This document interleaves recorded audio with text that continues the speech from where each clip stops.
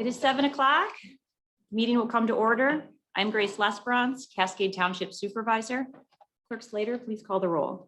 Trustee McDonald. Here. Treasurer Pierce. Here. Trustee Kessel. Here. Trustee Nordhook. Here. Trustee Shipley. Here. Clerk Slater here. Supervisor Lesperance. Here.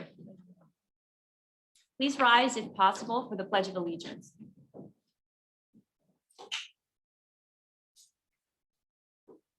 I pledge allegiance to the flag of the United States of America and to the republic for which it stands, one nation, under God, indivisible, with liberty and justice for all.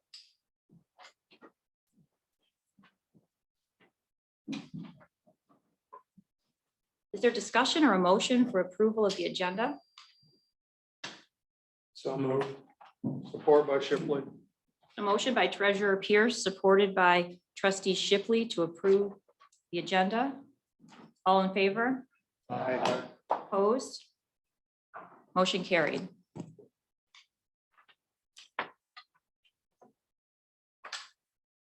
Article 4, presentations. We have no formal presentations, but Trustee Nordhook. I have been sent by the Planning Commission with a message that they want to be actively involved in the strategic plan that we're about to start this summer with McKenna.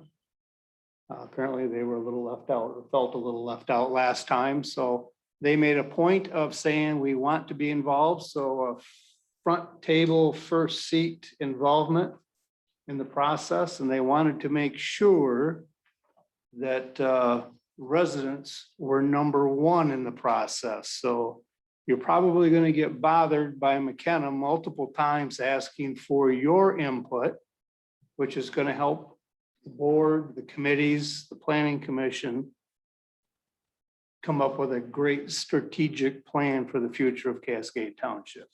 So I think I fulfilled my duties for the board. That's all I have. I watched the meeting Monday night and I appreciated the Planning Commission's enthusiasm. I think the whole point of the strategic plan process is to make sure that we aren't just talking to ourselves. So the township priorities should be based on what residents want. And it's important that the process is meaningful up front and not just that we're updating or not just checking the box to update a plan. So how about we'll put something together for the next agenda for the board's review and approval. Thank you. Article 5, public comments. Regarding public comments, here are a few statements about how we will structure discussion times.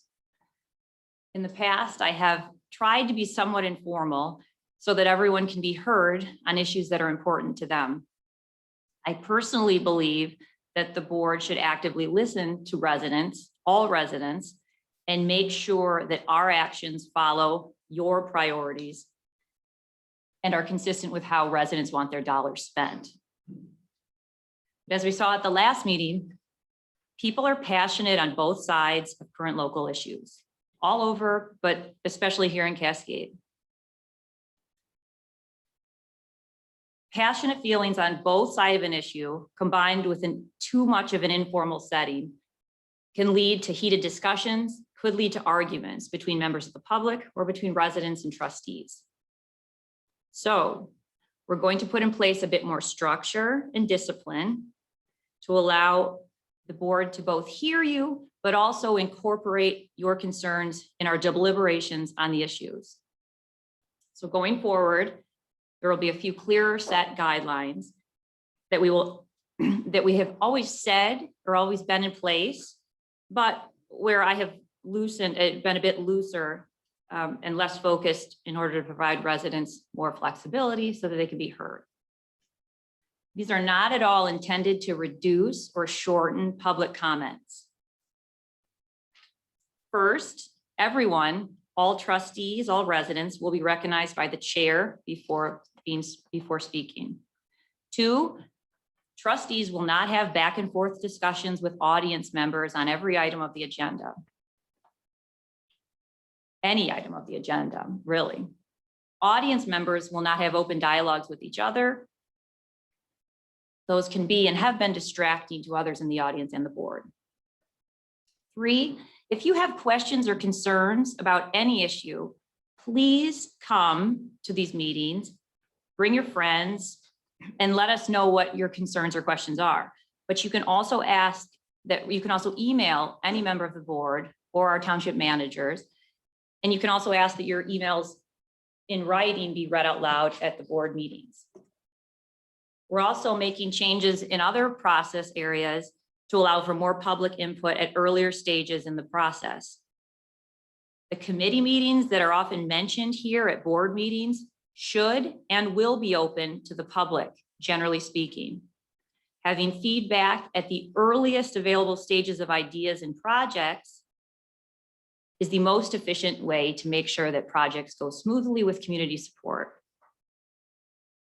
Our agenda still says that the board may or may not choose to respond to a question or a concern. Personally, I believe we should if possible, but at a minimum, someone, Manager Swayze most likely, will take down questions or comments that were not responded to. And we will ensure on our end that you receive a response before the next meeting. I'm learning very quickly that we can't solve all the residents' problems or especially keep everyone happy, but at least we can explain our decisions and provide residents with information. I have promised that I will enforce the 3-minute guideline for comments more rigorously than in the past. I know it's hard for a lot of people to stand up in public and get their thoughts organized and speak out loud. And it's even a little bit more difficult with the time restraint.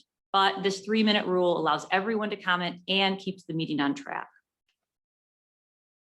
We're all coming out of the COVID lockdown. Many of us are a little bit more on edge and more easily offended. But the hope is that we can all try to be a little more gracious to those on the other side of the issue. And that's even when they're clearly wrong. So these rules are not at all meant to reduce public input or stifle the lively comments and questions that are coming up more often in the past. Personally, I really enjoy them and I think they're very beneficial. With that, public comments. Anyone wishing to speak, please step up to the podium if possible. And please also state your name and address for record keeping. And if you're unable to get to the podium, raise your hand and Assistant Manager Foss will bring you a microphone.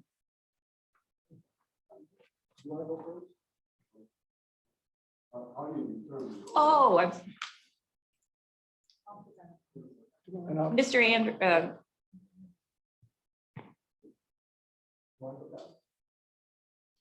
We're all so polite at this meeting. Yes, please. Thank you. I've known Don a long time, so I don't want to step on his toes. How you doing? Good. Great. How's it going? Good evening. My name is Brad Anderson, 4950 Streamside Point, Southeast. Although I have an Ada address, I'm a Cascade resident, 49301. Good evening, board members and fellow township members. It's lovely weather tonight we're having. It's refreshing to be here talking about parks and not other politics. I'm speaking to you tonight from the perspective of someone who was born and raised in Cascade. I'm a hometown guy, and coming home meant seeing the dam on the right as I headed up Cascade Road and seeing the stone stairs as I went up Cascade Road on my left, commonly known as the Church on the Hill. To me, the juxtaposition of crossing the river, seeing the dam, seeing the historic hillside, and the curve as you went up towards Whitneyville meant that I was home. I was home from a long trip. I was home from school and now home from work. I teach at Forest Central High School. I know this is a sentiment shared by many in our community. When you think about Cascade and Forest Hills, and you think about the character and nature of our township, it has changed over the years. Most of the time, thanks to the people up here that serve on this board for the better. One thing is for certain that you can't get wrong, is to preserve our heritage and our unique geographical features. This spot has been a focal point for residents dating back to the time of the Cascade Springs Hotel back in the late 1800s. I'm a history guy. It is also a biodiverse area and a unique geographical location with a potential trailhead within walking distance of an elementary school, a township cemetery, Leslie Tassel Park, a potential footbridge, two of our most beloved warm weather evening areas for my kids, Frosty Boy and Jam and Bean, and within walking distance to my favorite breakfast place in the entire world, where your grandsons worked, the Gathering Place. When you stand on top of this area, which quite frankly should be named, in my opinion, Heritage Park, you have a unique vantage point of Cascade and of our township. Should you sell this to real estate developers, I have no doubt that there would be beautiful cutting-edge state-of-the-art homes, no doubt about that. But on the other hand, you could preserve an area for perpetuity for our children and our children's children, a park that can become a pocket park and a trailhead for our community pathways for years to come. And quite frankly, I read some of the comments before I came to this meeting and slightly disappointed. I teach a lot of these students that were locked up during COVID. They could have used a pocket park, quite personally, within walking distance. Wouldn't we all be so lucky to have an area like this? Now, some of you might be saying, but I would never use it. But the person or the family that lives in your home someday might, in your neighborhood might.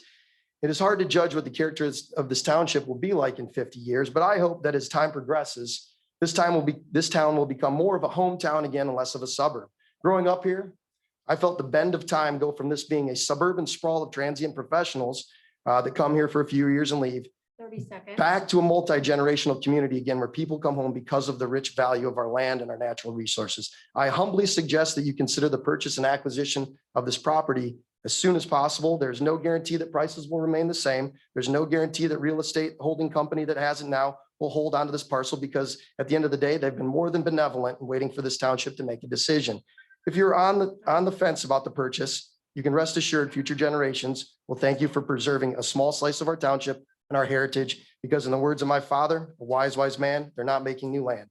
I yield my time to the board. Thank you.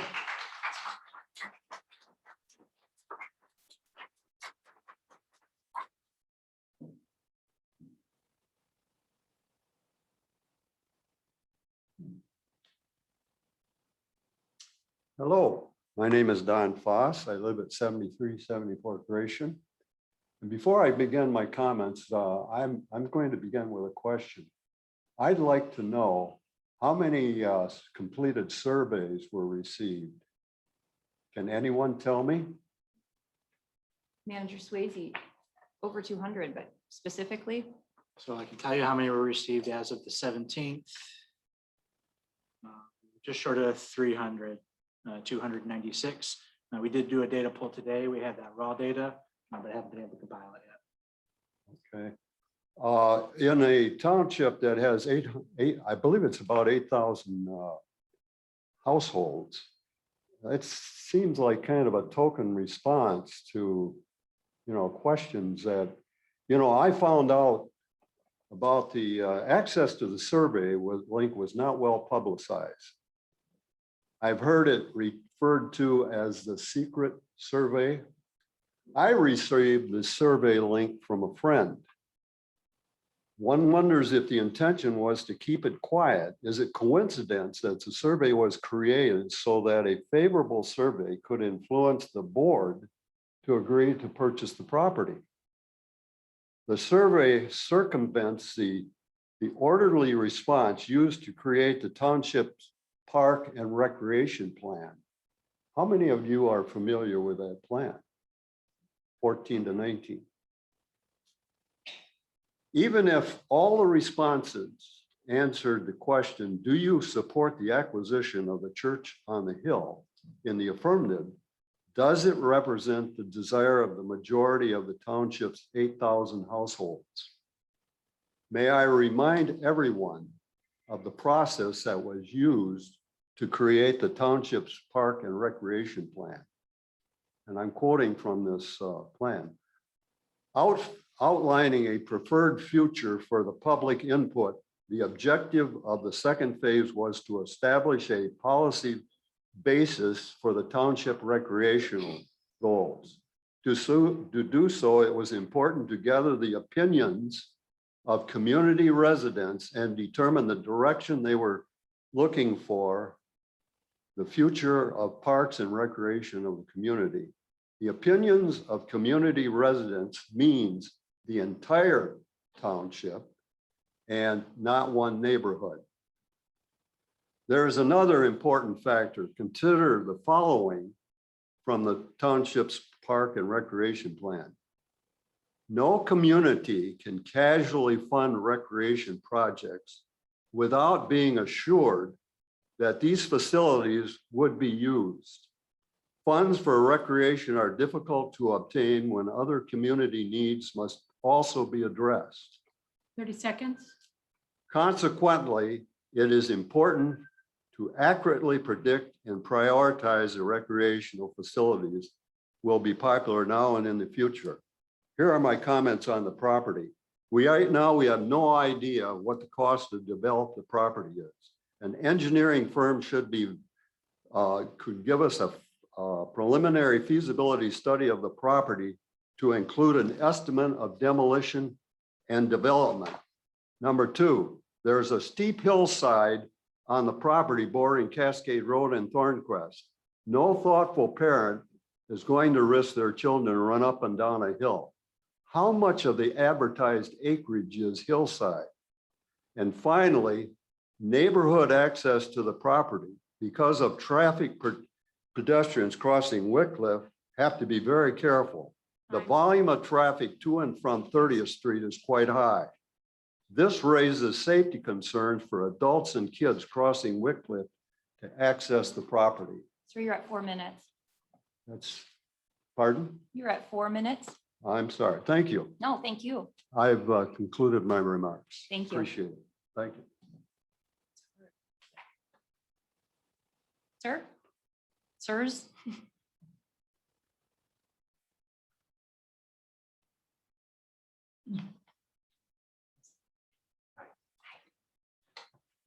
Good evening.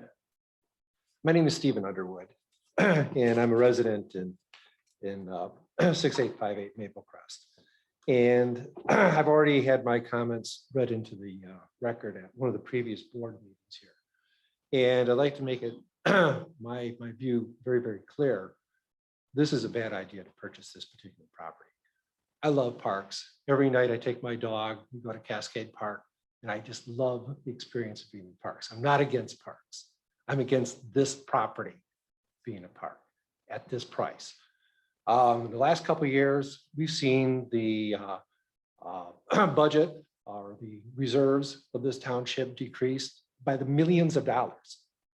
And we are now programmed to run a $50,000 plus deficit for this year. You're talking about a and in our annual budget is $5 million plus some change, 5.1. So you're talking about a purchase that is going to consume at least 10% of our annual budget. And that's not including the site development, planning, the site development expenses, and all the other activities that go along with it. So we're talking, far north of, $500,000. So looking at the finances, I don't think this board can in any way responsibly suggest the purchase of this property at this price. So on that basis, and on that basis alone, I would urge that we not do so. There is a planning report that was published previously, 2017. And in that report, it sets criteria by which this township is required to or should apply in the purchase of any acquisition of property for parks. And in there, two of the criteria it calls for are that the property be consistent with expanding the pathways of the township, and that it be on a waterfront. And this property meets none of those criteria. It's set off from the waterfront. And as I noted in my previous comments that were read into the record, all right, we already have a park there, Castle Park. Across the street from that is the museum park. And I understand there's plans to expand Castle Park to where the Tuffy Muffler is right now. And then you also own the two parcels, down the road on the waterfront. So it seems to me that the township has a lot of land in that geographical area. 30 seconds. And if I look at the map of the township, and I encourage you to take a look at the map of the township, all right? Isn't there another location that we can possibly find for a park that would more equitably distribute the park facilities of this township to its residents, rather than congregating them all in one area for the potential benefit of a very small minority of the township? So on that basis alone, I also think that this property does not meet the criteria that this Cascade board previously set out for purchases of land. We can't afford it, and I believe it's not equitable to concentrate all of our purchases for parkland in one location where it might be enjoyed by just a relatively few, rather than perhaps having other neighborhoods be able to enjoy park facilities. Thank you.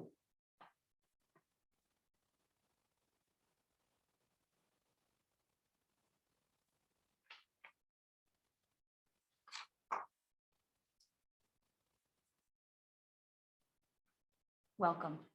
Good evening. My name is Ken Vandercock. I live at 7200 Layton. I would make the statement that I would appreciate having that park built on the Wycliffe land. As one statement. And another, I do a lot of kayaking and I do a lot of fishing. Now, the board bought some property on the river. Am I allowed to use it or not? Can I drive up there, park, go down the hill there and go fishing? Can I slide my kayak down the hill? Property is open to the public. It is open to the public? Okay. Thank you. Thank you.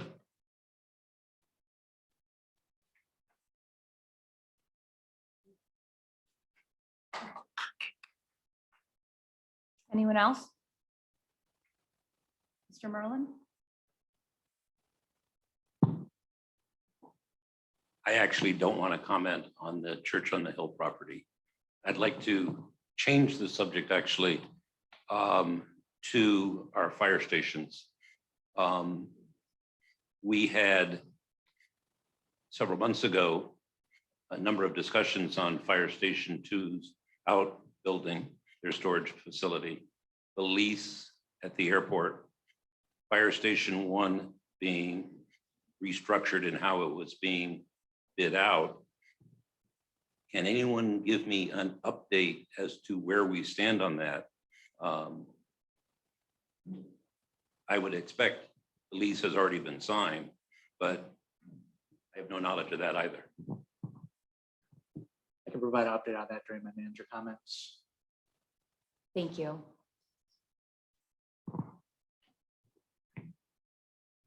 So at manager comments, Mr. Merlin.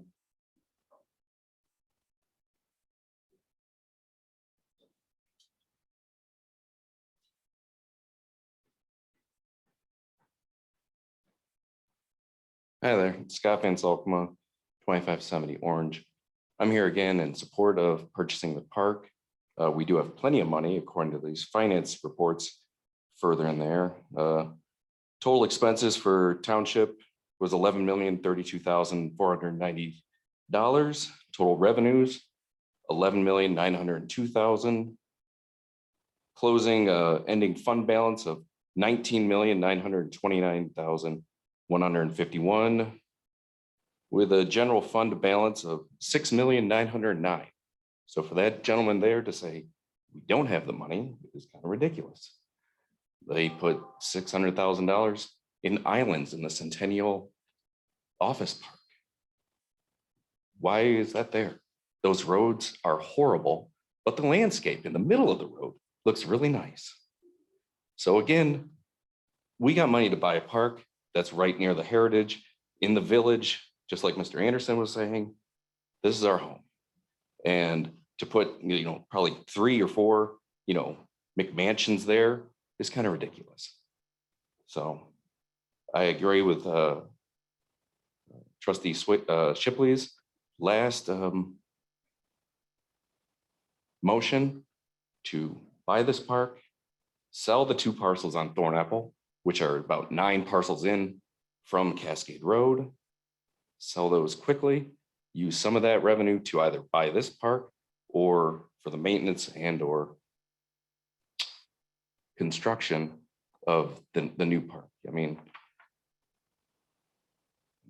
we bought, Tuffy and that other home that's right in front of Tuffy, $1 million. And I don't know when, what's the guy's name? Bobby is leaving Tuffy. I know the township owns the property currently for $800,000, which it makes sense because it adds on to the Tassel Park, which is great. But we can add on another thing, just like the Parks Commission gentleman from last meeting, that it could be a very diverse something. He works with Grand Valley and could come up with a beautiful asset. Also in the future, if you guys wanted to, it's just that island of park, that island place. There's one other house there. Instead of having to buy 8 other properties to link up with the 2800 and 2804 Thornapple River, there's just one house.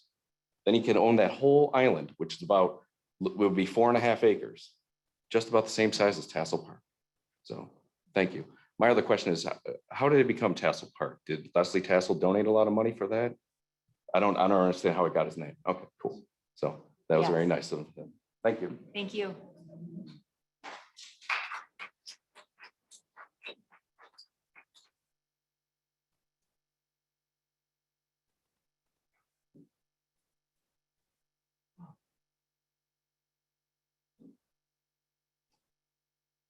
Welcome. Welcome. Welcome. My name is Matt Douglas, and I'm the professor that I believe the previous gentleman was referring to. And I think you should go ahead with the purchase of the park, not only as a financial possibility, but also as a future possibility for our children. The park, as I stated last time we met, is very diverse, actually. The hills are very steep, that's true. I don't envision children running up and down those hills. I've never seen them do that. I doubt that they would do that if there was a park. And there are ways actually of screening that part off. Now, here's the issue. How biodiverse is it? Well, there are at least 30 species of butterflies on that park. I know because I'm a lepidopterist. There are at least 35 species of birds, 24 species of mammals. There's 3.84 acres. That's pretty species diverse. We would call it specios in our language. So I'm thinking if you put up an educational park there, where you have trees that are named by local college students like at Calvin, that kind of thing. If you put something where there's nature interpretation, you don't have that yet. You don't have that at Burton Park. You don't have that any park around here. Nothing has been input. That is a very well-used park now. There are a lot of people that used to go there until they put up the no trespassing signs. And even then people still drove in there and I don't know what they were doing, but they were actually enjoying the property. So my idea is why not purchase the park now? And 20 years from now, if it's an absolute failure, sell it. I mean, you can't make more land like everyone has been saying. And it's a good business deal. I come from a business family, not just biological. So I know what it is to make a profit. I know what it is actually to have books balanced. I used to do that every night with my father. So I'm asking you, put that aside. Think about it as biologically diverse. Think about your children, your grandchildren, etc. Think about the trailhead, the actual historical aspects of that park, and the fact that then you would have a trilogy of that park and the Tassel Park and the museum park, all there forming some kind of nucleus for the future growth of our town, because you know it's going to grow. And it's not going to change unless you change it now. So if you have questions of biology, I will be happy to answer them for you. I can give you a list of the things that are there. Now, a few years ago, I got a notice in one of the, I forget what it was, what our newspaper is, but it said we're going to cut a few trees in the cemetery area to enlarge it. It was over 100 trees. And the ostensible thing was that we are going to stop the Indiana bat from mistaking this area, for a good place to roost. Well, what we did is we destroyed the entire habitat. And when we did that, we had more noise coming up Cascade. It's huge now. If you do this to this property here, we will have even more noise. It's a very busy street and there is no speed limit, obviously, as you probably know. So my best bet to all of you is to put this aside, take a chance. Why not? What have you got to lose, right? A few homes? Is that it? That's the end. Thank you. Thank you.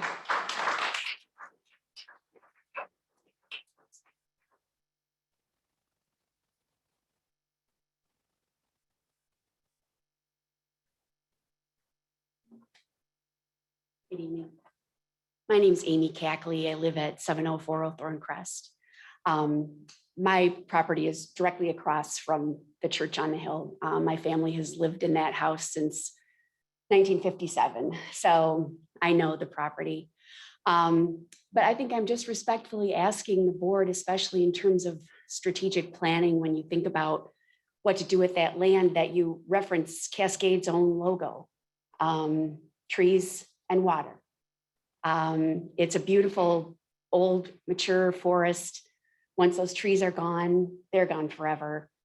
It is of historical value to Cascade, the stonework.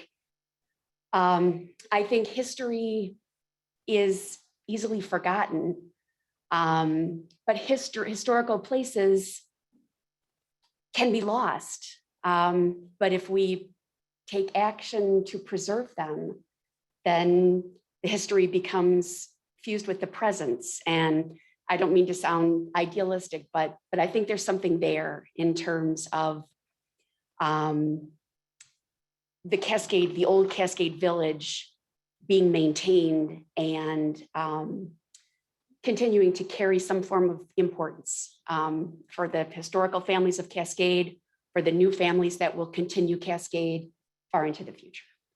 Thank you. Thank you.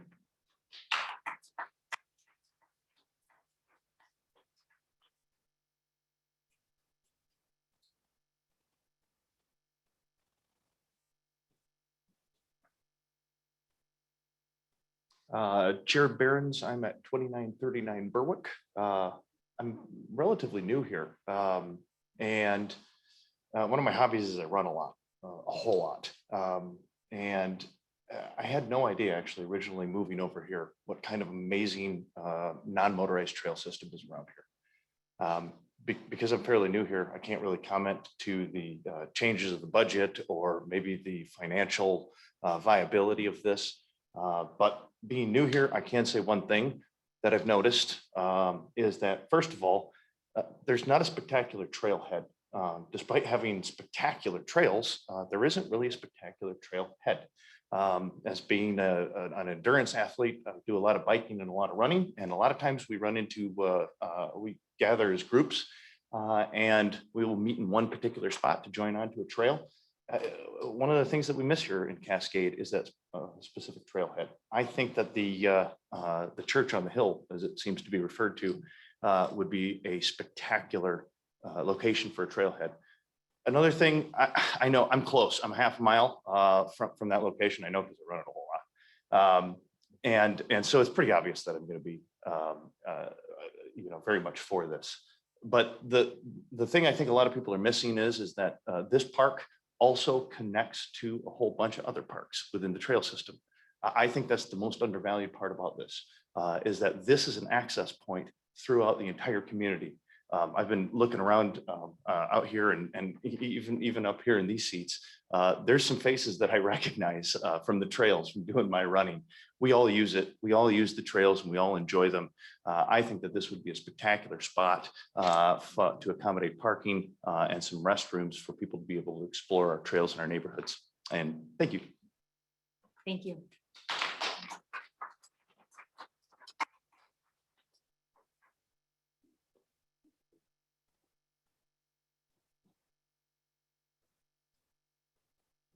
Good evening, Jeff Dion, 2984 Thornapple River Drive. Hey, I'm pro park. I love parks. My kids were at the dog park with me last night. They hiked Burton Trails today and found a couple beautiful box turtles. We have wonderful parks. The problem is a lot of these parks and a lot of this stuff needs some maintenance, but more importantly, we need interconnection to the parks. I think everyone spoke to that tonight. Safety is the main concern. I live next door to Castle Park. We risk our lives every time I go down the street, about 200 yards to get to Castle Park. Thornapple River Drive has become a heavy equipment highway. It's very dangerous. Something needs to be done about that. I've spoke to the fact that good planning is central to our community. I think we still need a good community plan that's centralized around our roads and the flow of traffic and the flow of our pedestrians. I was into the Planning Commission a week ago and spoke, or a couple of weeks ago, and spoke to that the fact that, Thornapple River Drive used to be a non-truck route. When I moved in, it was quiet, it was peaceful.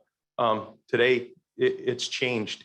I threw out the proposal, hey, put a dead end at the end of right there in front of Castle Park and put all the traffic to 28th Street, and let's do some central planning to bring 28th Street through where the mall is correctly and divert the traffic to Ada. We need to think about this quickly because our community is growing quickly. There's a need for housing. So I recognize the fact that this space is great for houses and it's great for a park. So I'm not going to side on who's right there. We do have taxpayers that use those homes and those lots, and lots are of high value here. As a builder, I recognize that. So, but I also have kids, and we'd love a community pool there or something else. Back to the subject of parks, though, we go to Cascade Park regularly. There's 2 baseball diamonds. My kids play travel baseball. They played TVBL baseball. We were over there the other night. There's 2 great baseball fields there that are not maintained. The infields haven't been cleaned up. There's weeds growing there. All the teams are looking for space to rent fields from. We need to maintain and utilize what we have. I find it interesting, the soccer field has bright green grass like it's fertilized, but yet the baseball diamonds are missing. They're also oversized for like adults, which is great, but those oversized fields aren't in demand anymore. So we need to really consider good planning, and that's what I go back to. The last note I would bring up is 30 for, I'm sorry. 30 seconds. Great, I can do it in 30 seconds. 4 years ago, I brought a proposal to Ben and Sandra about selling my house on the Thornapple River, 400 frontage feet, and the 2 homes adjacent me to the top of the hill. Could have been an expansion of Castle Park, would have added almost 1,000 frontage feet on Deepwater River. It wasn't addressed properly. It was, oh, we're not interested. I find it interesting tonight, we're trying to buy property on a hill when you could have had an expansion of your park. So I hope in the future that these things are really brought in front of the community so that the community votes on it, because that time for those properties to go into a park has passed, but you guys missed a heck of an opportunity. And I'm sorry for that, because although I never will move, I would have moved if the offer was correct. It wasn't excessive. I think it was fair. And today, given the market on the river, it was an affordable, very affordable acquisition for the township. I'm sorry they lost that. So let's make sure everybody knows about that, because I don't know that was ever brought in front of the board, but it was brought to the township manager and the development planner here. And I'm sorry that opportunity was missed. Thank you. Thank you.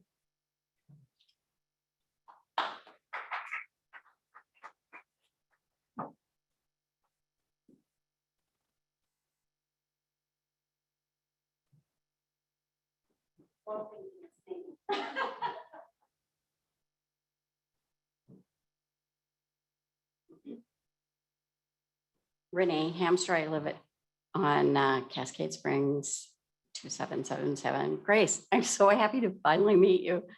I know your name from email. Nice to meet you. I am very much in favor of leaving the church on the hill, park on the hill, whatever, as it is. And I guess I'm kind of confused about development. When people are talking about developing a park, I don't know what that means. I mean, I just don't know what the concept is on that. But what I do know is when we did expand, which I understand we needed to, the cemetery, you know, habitat for deer, which I realize a lot of people aren't really thrilled with because they eat their plants. But, you know, gosh, I love that my family can see deer and birds. The gentleman that talked about butterflies, and I mean, oh my, isn't that more important than a couple houses or 4 or 5 gorgeous, let's give it that, houses? And I gotta say, we don't have sidewalks where I live. I live in the whole area doesn't have. I don't think there's any kid who didn't learn to ride their bike at the church on the hill. It's the only place. I mean, and yes, we can talk about Castle Park. Go ahead, cross Thornapple River, go to Peace Park, you know, go up Cemetery Hill and get to Pine Ridge. But you know, that's really not a biking trail. It's a great walking trail. But these parks have different purposes, and I love every single one of them. And I would love to see this great resource for our community left in place. And I agree with the first gentleman who spoke. It is, when you drive up there, it is like, I'm home. Thank you. Thank you.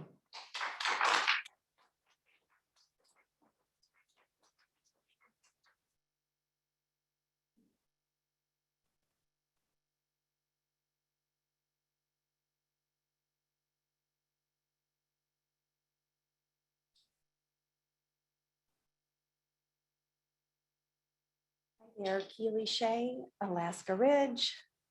Probably some of you are wishing you would have given us the internet that we had asked for. for our neighborhood. That's actually how I came to this. 15 years ago, and I'm talking about the old board. First of all, I want to say thank you, Grace, Timmy, and John, for truly showing us that we are welcome here and listening to. We've heard alarms going off when we've tried to speak. And I'll tell you, this is not comfortable for me. This was never, I was always happy sitting back left of church. But now what I have seen going on in the world, I'm seeing going on in our township, and this is about our children. So truly, if you wonder why we're here, it's because enough is enough. We are tired of the good old boys, not so good old boys clubs making these rules. And there are a few very good men, I will say that, but the moms, we're done with you not listening to us. So really, it's about our children. They deserve so much better. And we're in Cascade Township. So I learned a few things. And so obviously I don't live in that neighborhood. I actually live as far away as you can be from that neighborhood in Cascade Township. So I'm not here. I'm just here because who doesn't want to preserve our green space? And we've already had this conversation. I hear a lot of you saying I'm a parks person, but then you would actually vote for the park if you're truly a parks person. So I learned something I listened in on the Parks Commission meeting a couple of weeks ago, and I was honestly astonished to learn. And actually I think this is for our community. As a mom, I've heard Tom McDonald talk a lot about Peace Park, which I'm curious, when was that put into existence? When did Peace Park come up? 2009. 2009. Okay. So have there been any more green space, any parks since 2009 that we have created in Cascade? No. Not since 2009. So 12 years we've been able to preserve some green space, but it hasn't happened. Well, what I learned was that Peace Park, and I actually heard, what's his name? That's the Parks Commission guy, the staff member, Steve Peterson. I heard him on the Parks meeting. Is it okay if I keep speaking, Mr. Pierce? I heard him on the meeting say that we sold out the park, or we got more money. Cascade got more money from the state of Michigan if they allowed hunting at Peace Park. And I thought I heard it wrong, but so Peace Park, you decided, the old board, I'm not talking about, to allow hunting at Peace Park where we take our children? And I'm not against hunting, but I would like to know, is that true, that we allow hunting at Peace Park? Hunting is allowed at Peace Park on a permanent basis. Did anybody know that? Like, I can't even imagine that we allow hunting at yeah. So again, we need a beautiful, safe space for our children, for all of us. And I'm sorry, I guess I am frustrated because it shouldn't be this difficult. We are blessed as a community. We all love our children. I think there is an agenda that is against the children and the community playing here. I don't know what else is going on. So thank you. Thank you.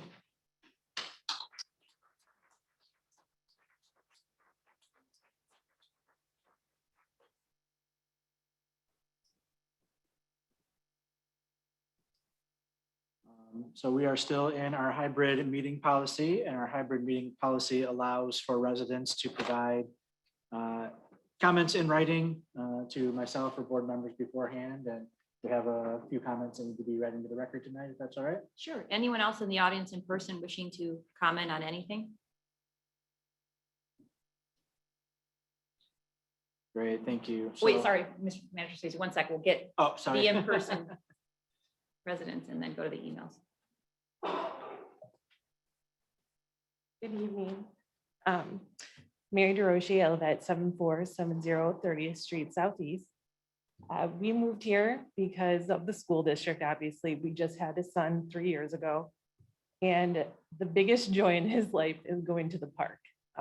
We go to parks in Lowell, we go to parks in Ada, we utilize the ones in this area. And I think that this opportunity to purchase the church property would be amazing for this community. I understand it, I have a little bit biased because we're so close, but I think it's great for this community. And as someone else said, it would be great for the nucleus of the village. You know, Cascade is already a desirable place. This will only help make it more so. And I really think, you know, the comments, I understand there's financial concerns, but we can't go back, as they said. You know, once this is developed, it's gone. And I understand it's not right on the river and there's probably some other challenges, but I think that we as a community can really come together and really find a solution for those issues.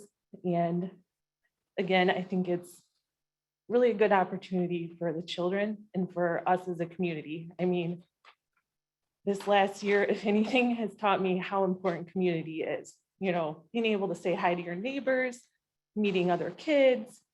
I mean, just coming out of COVID, all of this has become so important and something I really want to instill in our son.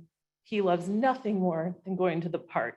And so I think that this park, this opportunity to make it a park would be great for everyone. And I know someone else mentioned the township motto, but it's called One Community. And I think that's so important and something we preserve and try to preserve for the future. Thank you. Thank you.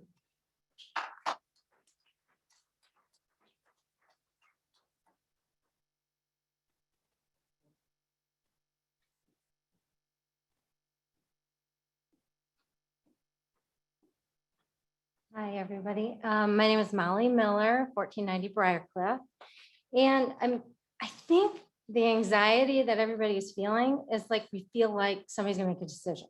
Like, you guys are gonna vote and that's the decision. But I'm just wondering if maybe, you know, instead of you all making that decision, if you could hold on to the property and we could actually, as a community, have like a fundraiser.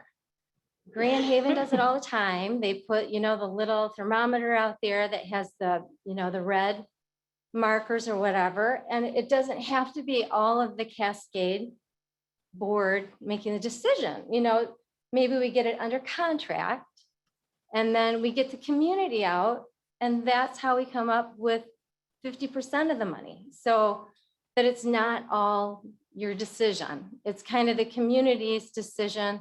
And we can slowly make the money up. And we should probably do that with a skateboard club also, you know, fundraise for it, for the community, so we can all be part of it. And I just think there's so many different options instead of you all sitting up there saying, we're gonna take a vote and that's it. Because we've got to hurry because we have so many real estate guys that want to build houses. And it just, if we held on to it for a moment, we could all just relax.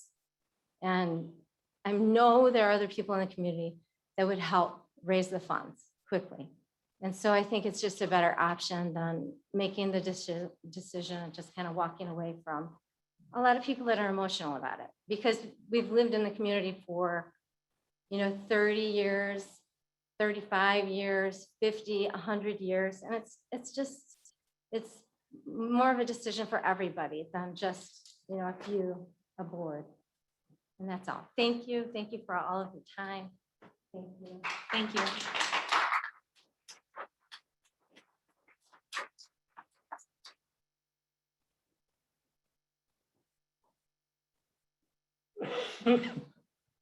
Hi, Suzanne Ward, 2052 Tall Pines. I just wanted to say that I second what Molly says. I think it's a wonderful idea and I would be very happy to donate to that cause. And then the second thing is I was here, not the last meeting, but the meeting prior, to ask about the $40,000 that was spent on hand sanitizer for COVID in township buildings that a lot of the time weren't open. And I just wondered if there's an answer yet on if that hand sanitizer is still around somewhere or if that was money well spent. If you guys have any more to answer about that, I would really appreciate it because I did not get a follow-up. Manager Swayze, this one's all you. I will follow up on that. I'm not aware of spending $40,000 on hand sanitizer, so I can go through the records and pull that information out and getting back in touch with Ms. Ward. Okay. Thank you very much. It was in a FOIA request that it showed on paper that $40,000 was spent on hand sanitizer. So thank you so much.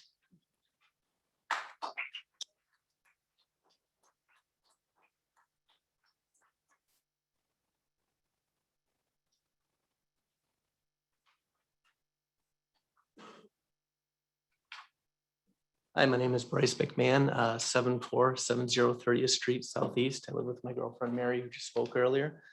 A lot of great points were brought up tonight about kind of pro purchasing it and pro park. That's where I stand as well. I'm just going to kind of piggyback and agree with what most people were saying about having pro purchasing it and turn it into a park. I kind of like the fundraising idea. That sounds like a great thing to look into. But then, yeah, like I said, with keeping the space green, I'm pro for that. Like I said, we have a 3-year-old son. We take him to parks, and I don't want to say unfortunately, but we take him to parks all over the West Michigan area. It'd be great to have one more that's close by. I know it's kind of since we live right up the street from it, it'd be great for us personally, but for everyone to enjoy, it'd be really nice. And yeah, and you know, if it costs more in taxes, obviously I don't want to spend more, but I would be always in favor of putting more money towards something like that. I know we've only been here for about 3 years, so I know a lot of you people have a lot of roots here for a long time. We have opinions on what should be or how Cascade should be, but I feel like that would just help you guys grow in the future. So thank you. Oh, sir, can we have your name for? Yeah, Bryce McMahon. Thank you. Thank Yep. you.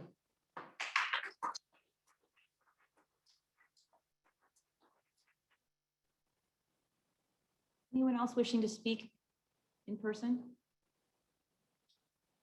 Manager Swayze? Madam Supervisor, I do apologize. I forgot we are virtually as well. It might be appropriate to ask Stephanie if there's virtual comments first.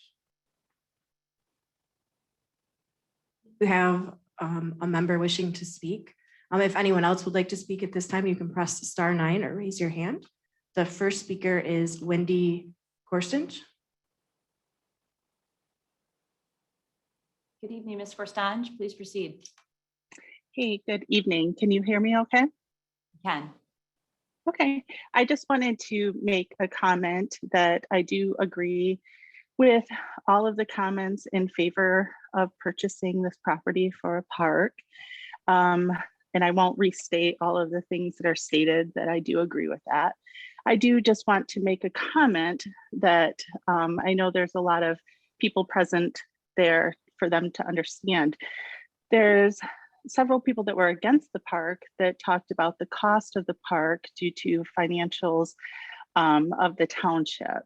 And I just wanted to make it known that it's a little frustrating that certain members of the board are in favor for instance, the pedestrian bridge over 96, which whenever you ask about it, most people are told that it's paid for by a grant from the county, when in reality that pedestrian bridge over the 96 is going to potentially cost the township $1 to $2 million. So while I'm not against the pedestrian bridge, I just find it slightly frustrating that we have people speaking against the small park that's going to be a fraction of the cost that this pedestrian bridge is going to cost, when you know we're more than willing to pay $1 to $2 million overage to do a pedestrian bridge, but we're not willing to spend a couple of $100,000 for this park. So that's it. That's all I wanted to say. Thank you.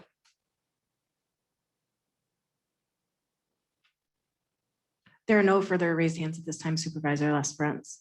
Thank you. Great, thank you. So the first written comment comes from Michelle Klyla. And I apologize to everybody. I do have a small cough, so I'll try to get through it. I read the recent email from Tom McDonald to Ben Swayze summarizing a suggested use for the property by Cascade residents. I believe that the idea to reuse the existing property and facility as an artist collaborative is outstanding, and also believe it would benefit the entire community, spanning residents of all ages. They would provide a much needed creative perspective and cultural benefit to Cascade Township. There's a long understanding by community developers about the importance of local participation in events and processes that shape communities. People and place-centered development strategies have huge potential to achieve participation from all residents if they are effectively and thoughtfully planned. From both individual member and business perspectives, cooperatives promote interaction. They help to build trust among members and also between members and stakeholders in the community to strengthen both business and community. Cooperatives are hotbeds for developing social capital.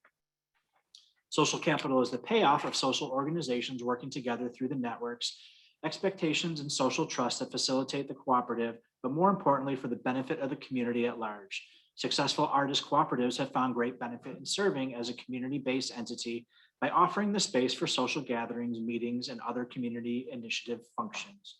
A cooperative creates economic, human, and social capital. Focusing on the arts creates a business model for locally based, locally controlled community development that will enrich the culture and future growth of Cascade Township. I believe this is the right utilization for this property if the township decides to purchase. I support the township selling some portfolio properties in order to make this purchase financially feasible. However, I believe that selling any property along the Thornapple River is short-sighted.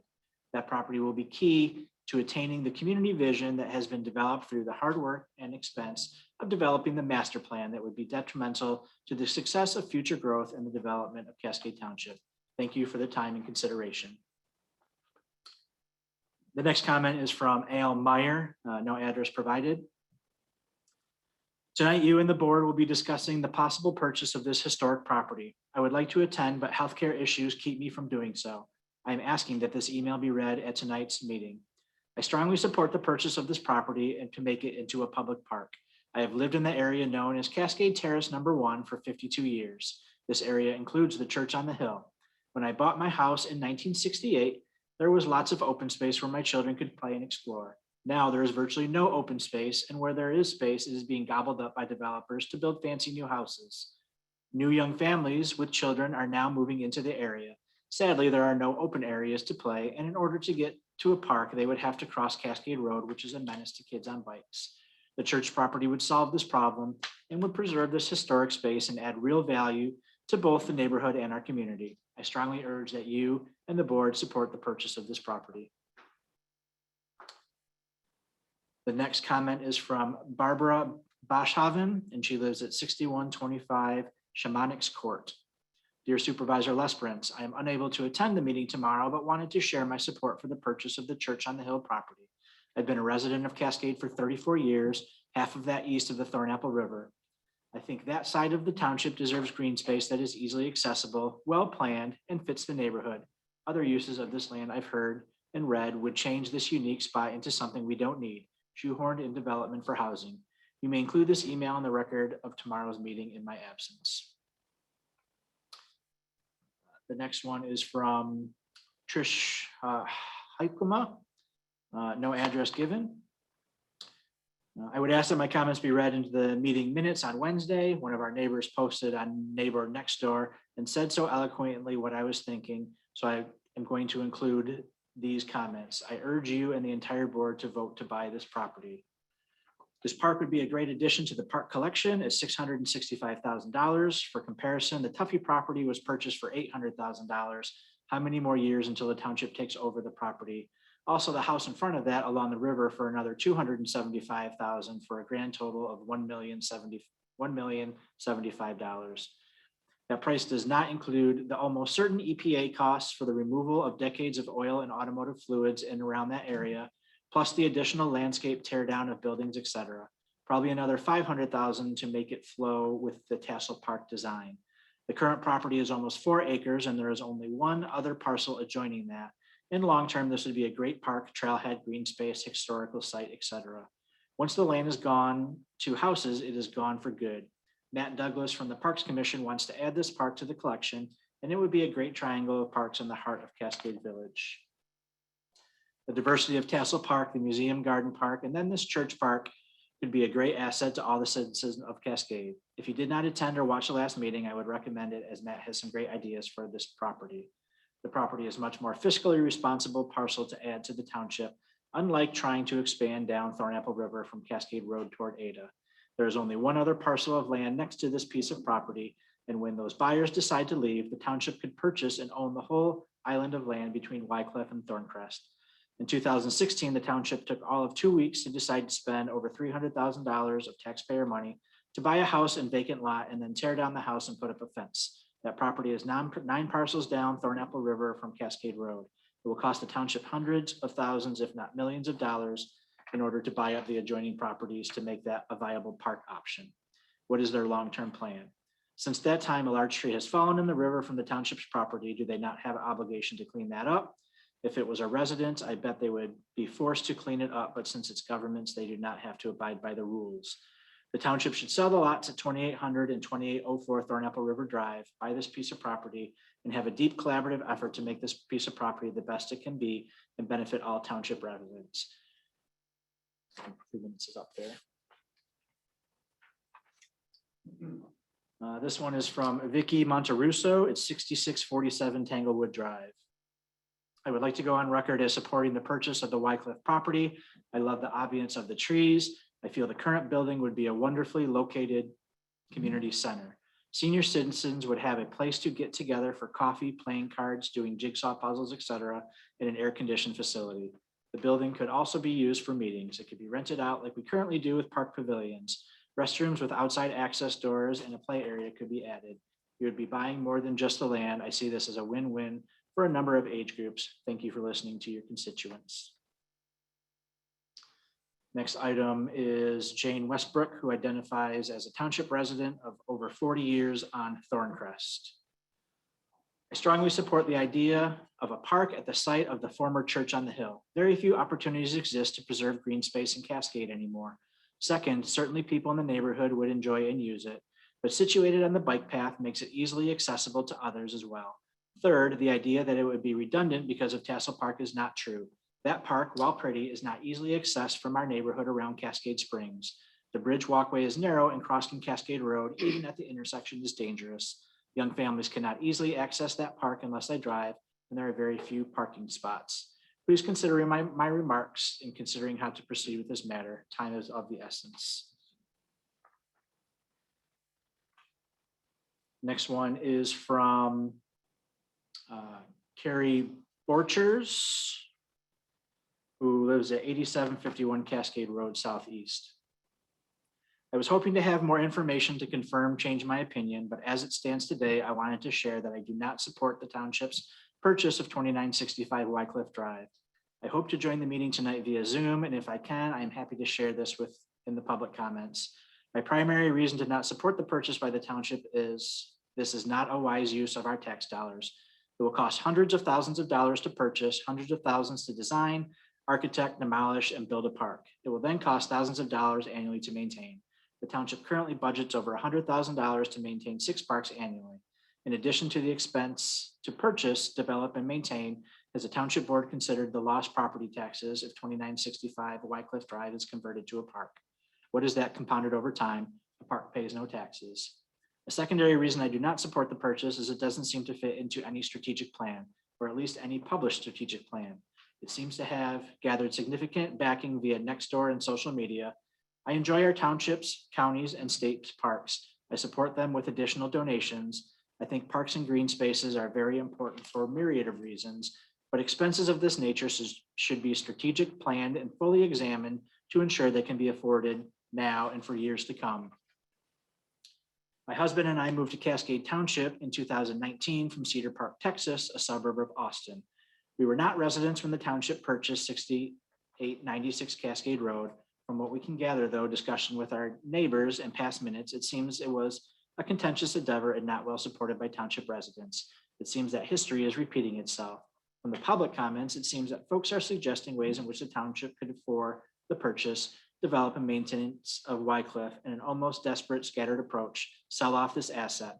This is not strategic nor wise. Successful businesses and homes do not make expenditures in this manner. Finally, the location itself is problematic for a park. It is adjacent / near to both Pine Ridge Elementary and Tassel Park. Has there been any study to determine the impact of traffic flow and parking on the adjacent neighbors in Cascade Road? Next one is from Sandy Salter, 30th Street Southeast. Good afternoon. It is my understanding that the board is voting on the park at tonight's board meeting. I am in support of the township purchasing this property and turning it into a park. Please read this email at tonight's meeting on my behalf and make it of record. Thank you very much. The next one is from Art Salter, 30th Street Southeast. It has been brought to my attention that the board will be voting on the park at tonight's meeting. I am in support of the township purchasing the church property and turning it into a park. Please read this email at tonight's meeting on my behalf and make it of record. Next item is from Roberta Blake and Ronald Landis. Just wanted to let you know, you and the board know that we are in full support of the township purchasing the hill property for future use as a park. We have been residents of Cascade Township for 25 years, and we see the open spaces diminish as more and more development occurs. The reason why people love the area is, in part, because of access to open spaces, trees, and nature. We are losing those trees and space at an alarming rate recently. Acquisition of this property would allow so many options to make Cascade a truly livable, walkable community for the many who are transplanting here. The increase in apartments and condos around Central Cascade seems to add to this concern of having open space. The building could also be used for the community and even generate income as an event rental. The addition of this property as a park would be a forward-thinking move. Once developed, it can never go back. If preserved, it can always be sold later if economics require. Thank you for your consideration. I would like this read into the public record as well to demonstrate our commitment to keeping Cascade a good place to live. Next item is for David Simpson, 2763 Hickory Wood Lane Southeast. Excuse me. We are very interested in seeing Cascade Township purchase that property to develop into green space / park / playground.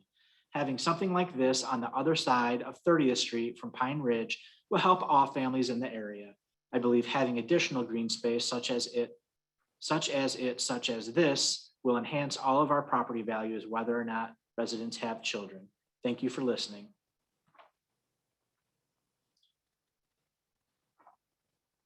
The next item is from Michael J. Cronk at 6830 Burton Street. For the record, I would like to cast my support towards the township acquisition of property at 2965 Wycliffe Drive Southeast to be transformed into a neighbor pocket park. In the meantime, I would hope that the township would enter into a letter of interest with the seller until this property could be studied, discussed further. My reasons for supporting this potential pocket park are as follows.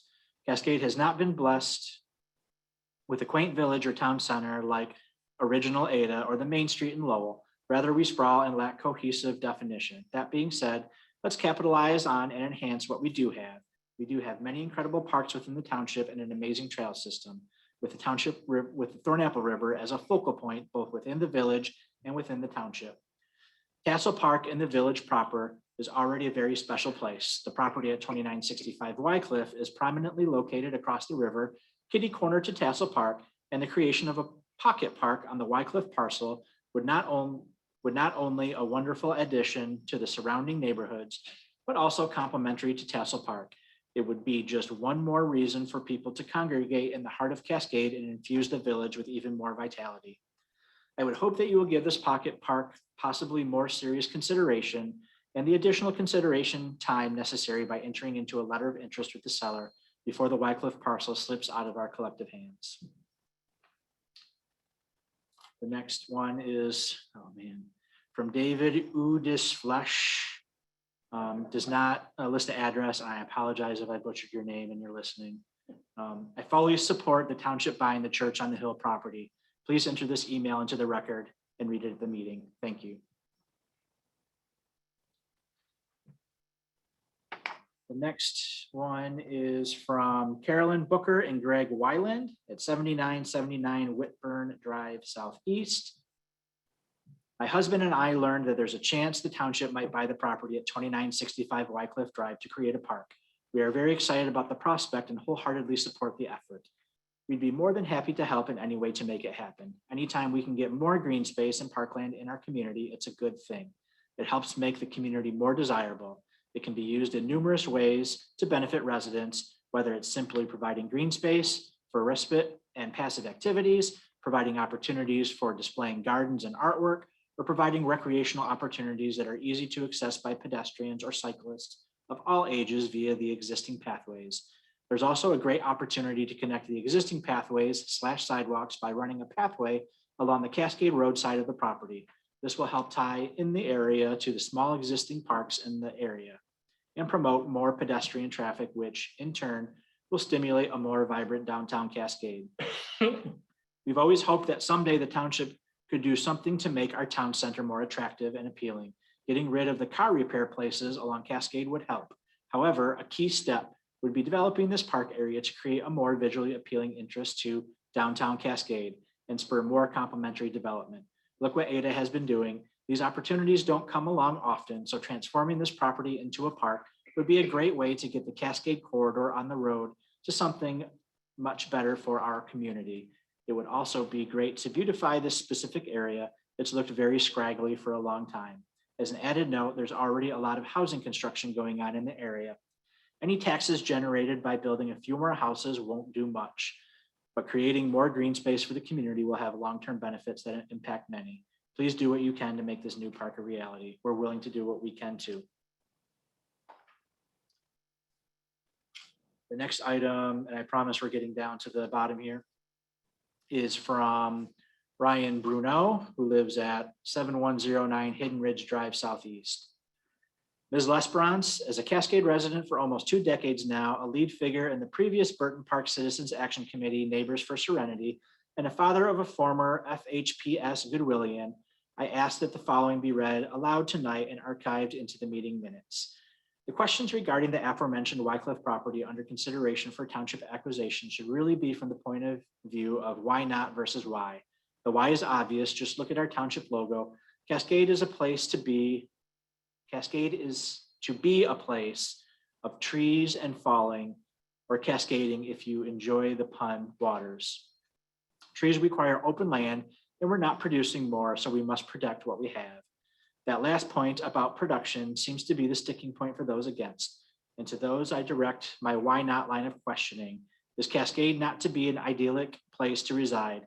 The notion of continuous growth of population and associated development sounds like the lure of business rather than pleasure.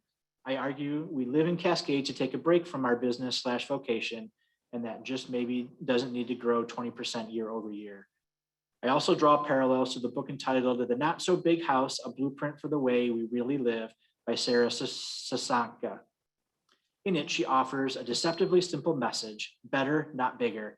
I think that message rings true with respect to master planning Cascade. We don't need more structures and correspondingly more people backed up at traffic lights. Instead, we need to offer those that currently live here a better way to live.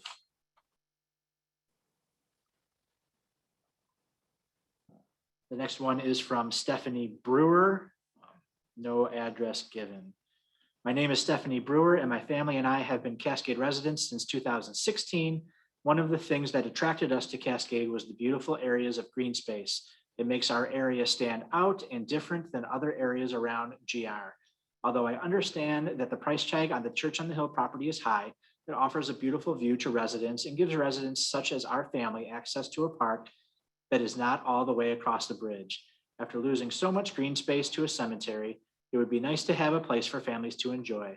I believe that it will be a great expansion to the plan to already develop the downtown area. Please, please pursue this opportunity, preserve the green space while we have it.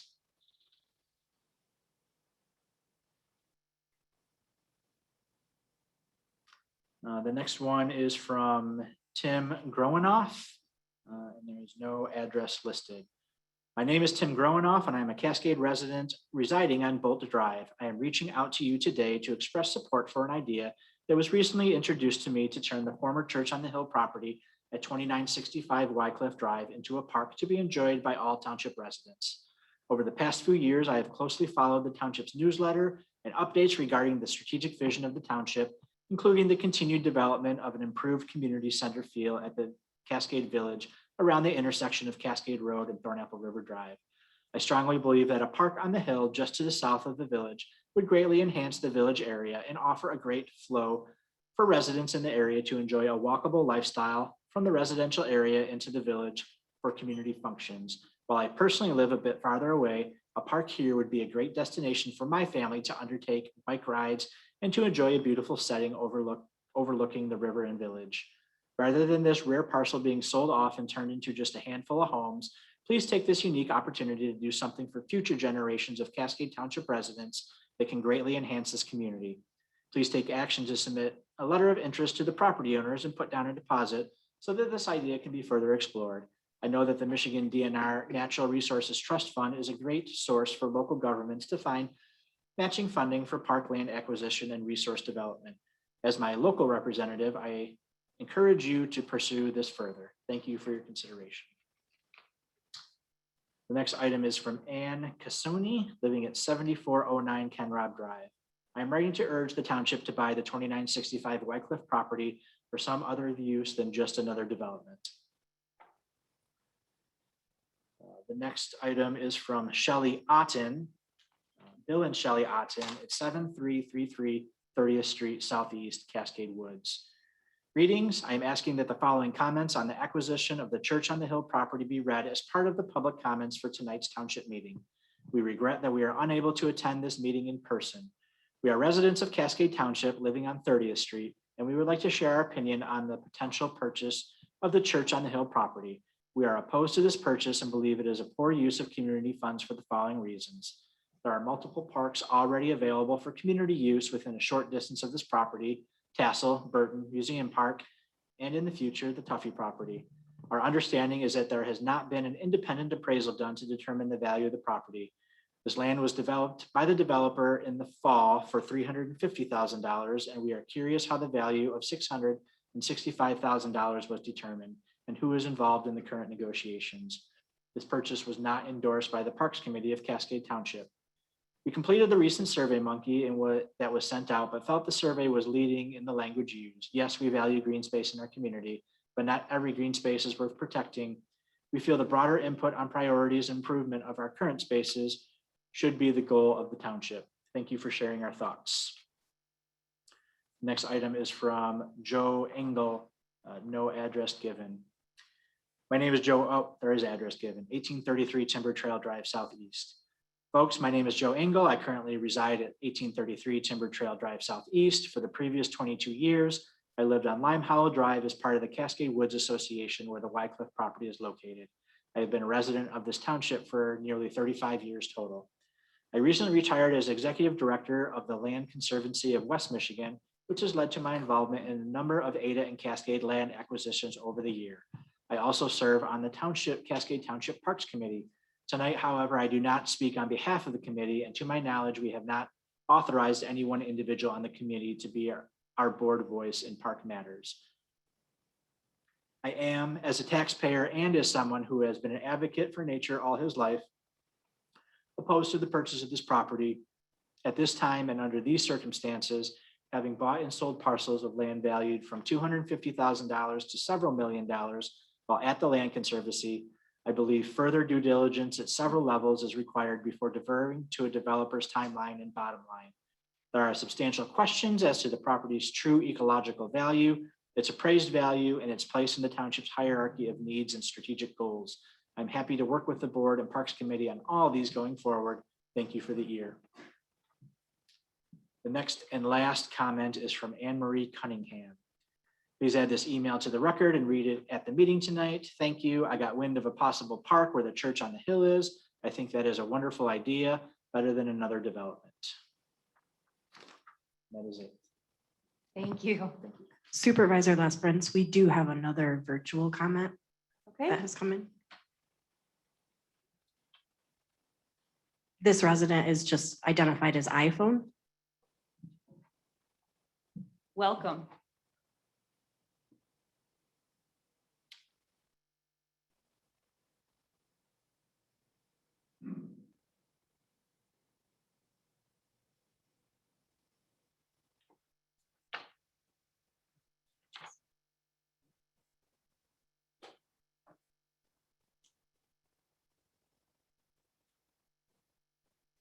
The resident who's identified as iPhone, who has their hand raised, if you can unmute your microphone.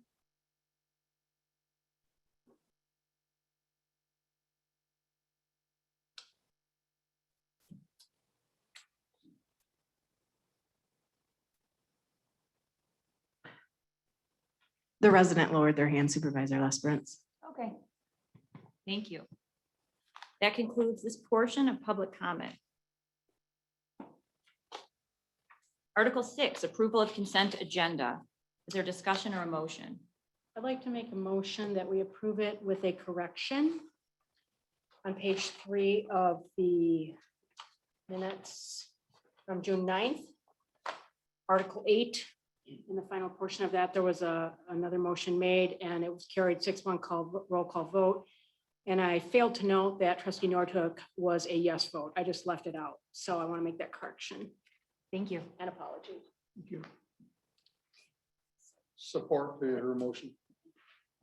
It's a motion by Clerk Slater with the stated amendment, supported by trustee Shipley to approve the consent agenda as amended. All in favor?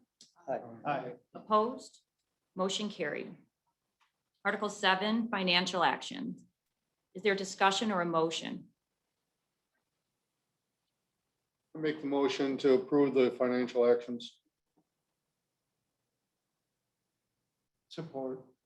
It's a motion by trustee Shipley, supported by trustee Kessel to approve financial actions. All in favor? Aye. Opposed? Motion carried. Article 8, unfinished business. We have none tonight, which brings us to new business under Article 9. First item, 057-2021. Acceptance of the fiscal year 2020 audit and comprehensive annual financial report. Manager Swayze? I would invite our township auditor, Doug Redveld, with Welcome, Mr. Vanderbilt. Thank you. Thanks for the opportunity to be here tonight.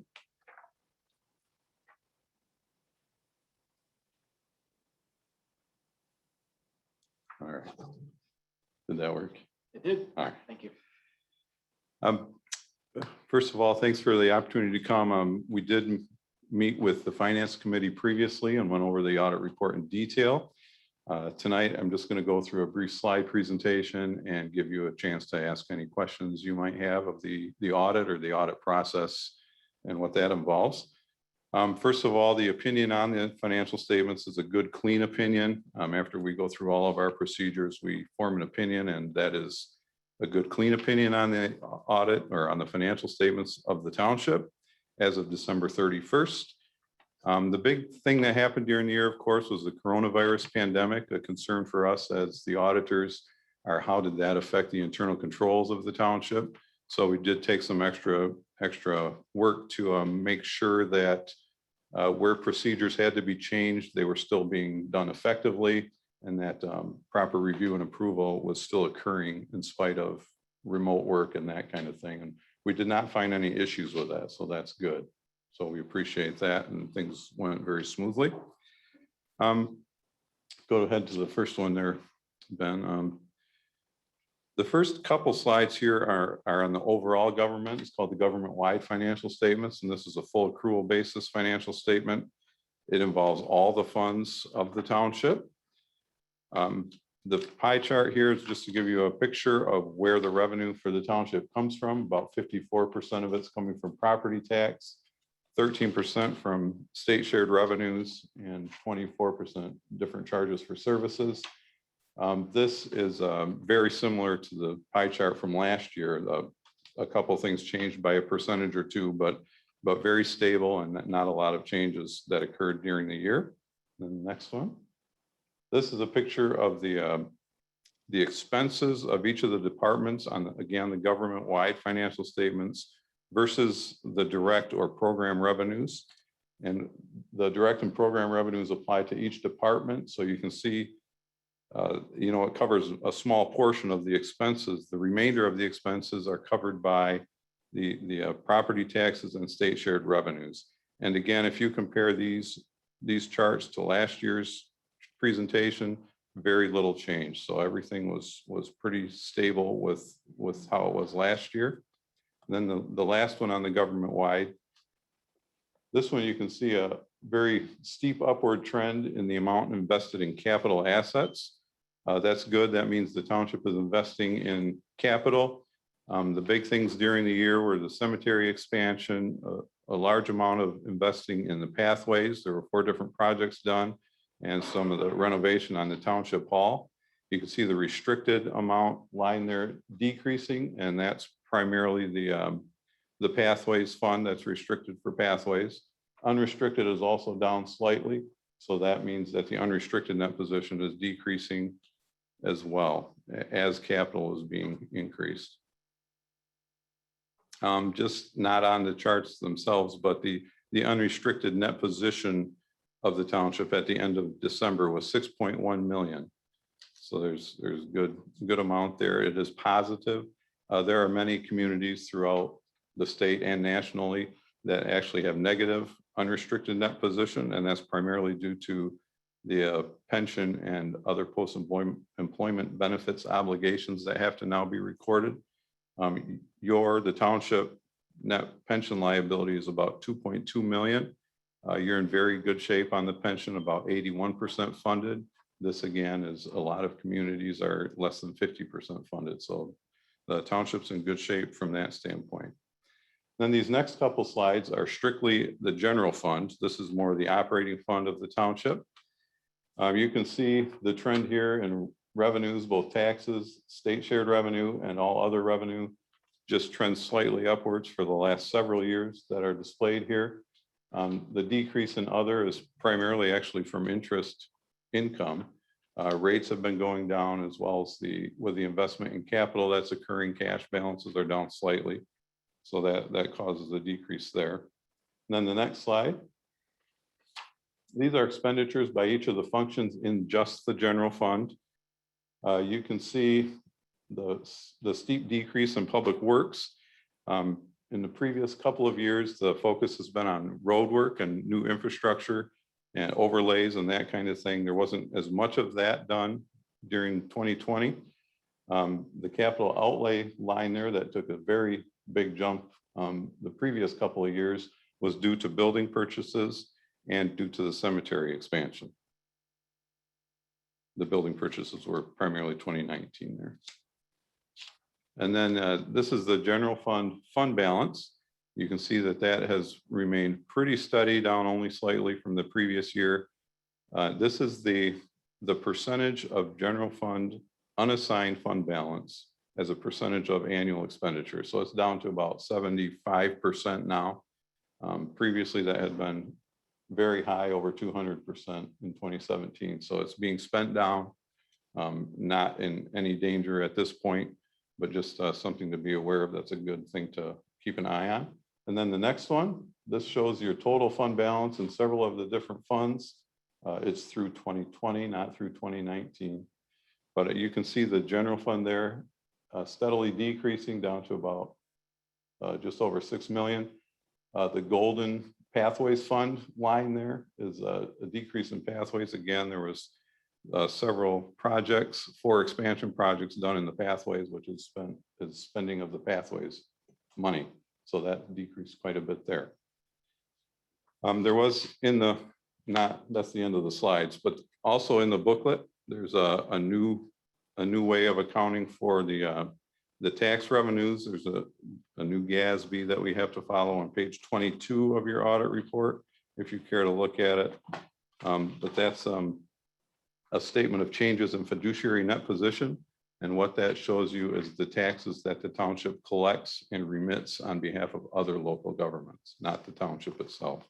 So that has to now be included in your audited financial statements. So we get to check that number. And then by way of footnotes, in addition to just the numbers, there's footnotes in the financial statements. Note 2 is some over expenditures of fund balance that are reported to the state. They require that be in there. There is nothing of significance. I don't believe that the state will demand a reply to. Sorry, I'm trying to flip to it.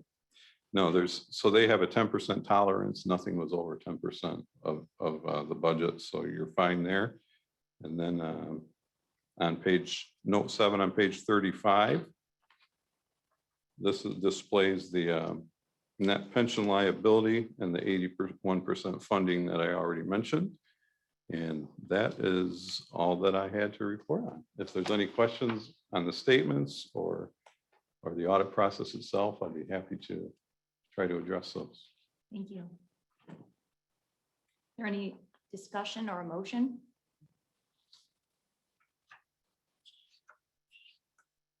Move we accept the audit report is presented. Support.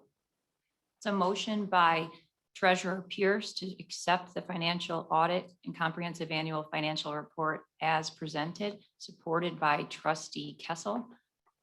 Clerk Slater, please call the roll. Trustee Shipley, Yes. trustee Nordhook, Yes. trustee Kessel, Yes. treasurer Pierce, Yes. trustee McDonald, Yes. clerk Slater, yes, supervisor Lesbrunz. Yes. Motion carried. Thank you, sir. Thank you very much. Thanks, Doug. Item 058, 2021, resolution to defer without penalty summer tax payment qualifying taxpayers. Great. I do want to note just before we get going that if you have an old copy of the agenda, starting at the next item, you'll have to bump the numbers up. Great, thank you.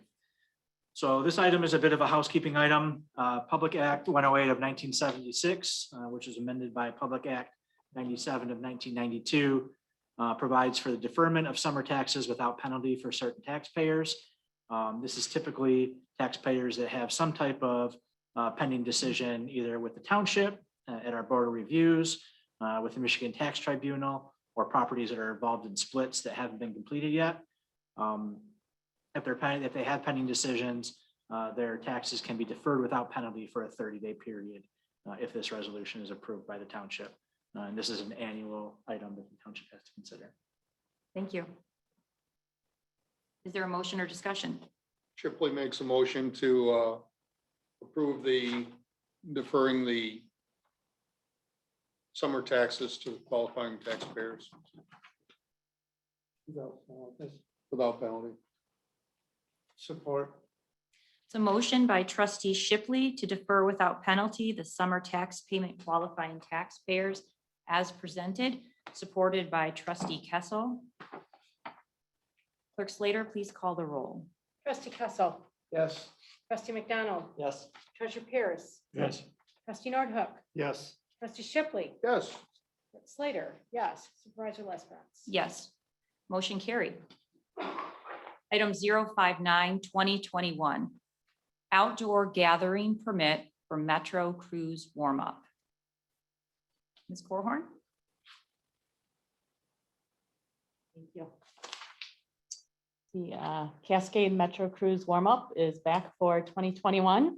This event is open to the public. It's being held at the Thornapple Center, which is property down at Cascade Road and 28th Street.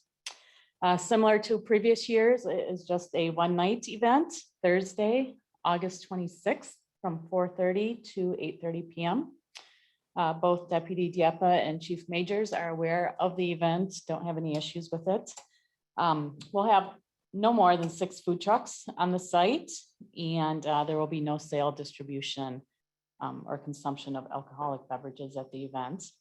We will provide restroom facilities, hand washing stations at the event. Our buildings and grounds crew will set up the stage prior to the event, but we will have volunteers to help with cleanup, parking, that sort of thing at the event. So we did hire a band this year, Soul Syndicate. We had them at the 2019 event. We got rave reviews about them, so they will be back. And they will be finished playing by 8:00 p.m., which is well within the confines of the noise ordinance. So the DDA did donate $10,000 towards the event. There will be no other financial obligations to the township for this. So with that, staff is recommending approval of the outdoor gathering permit. Thank you. You're welcome. Their board discussion or a motion? Make a motion to approve. Support. It's a motion by Clerk Slater, supported by Trustee McDonald to approve the outdoor gathering permit for Metro Cruise warm-up. All in favor? Aye. Opposed? Motion carried. Thank you. Item 060, 2021, whole house filters for properties affected by PFAS contamination. We anticipate that municipal water will be extended and installed to all residents living within the PFAS contaminated area so that they can receive safe, clean drinking water. And that project is on track to start early next spring, 2022. We don't know yet the exact time frame for when this project will be completed.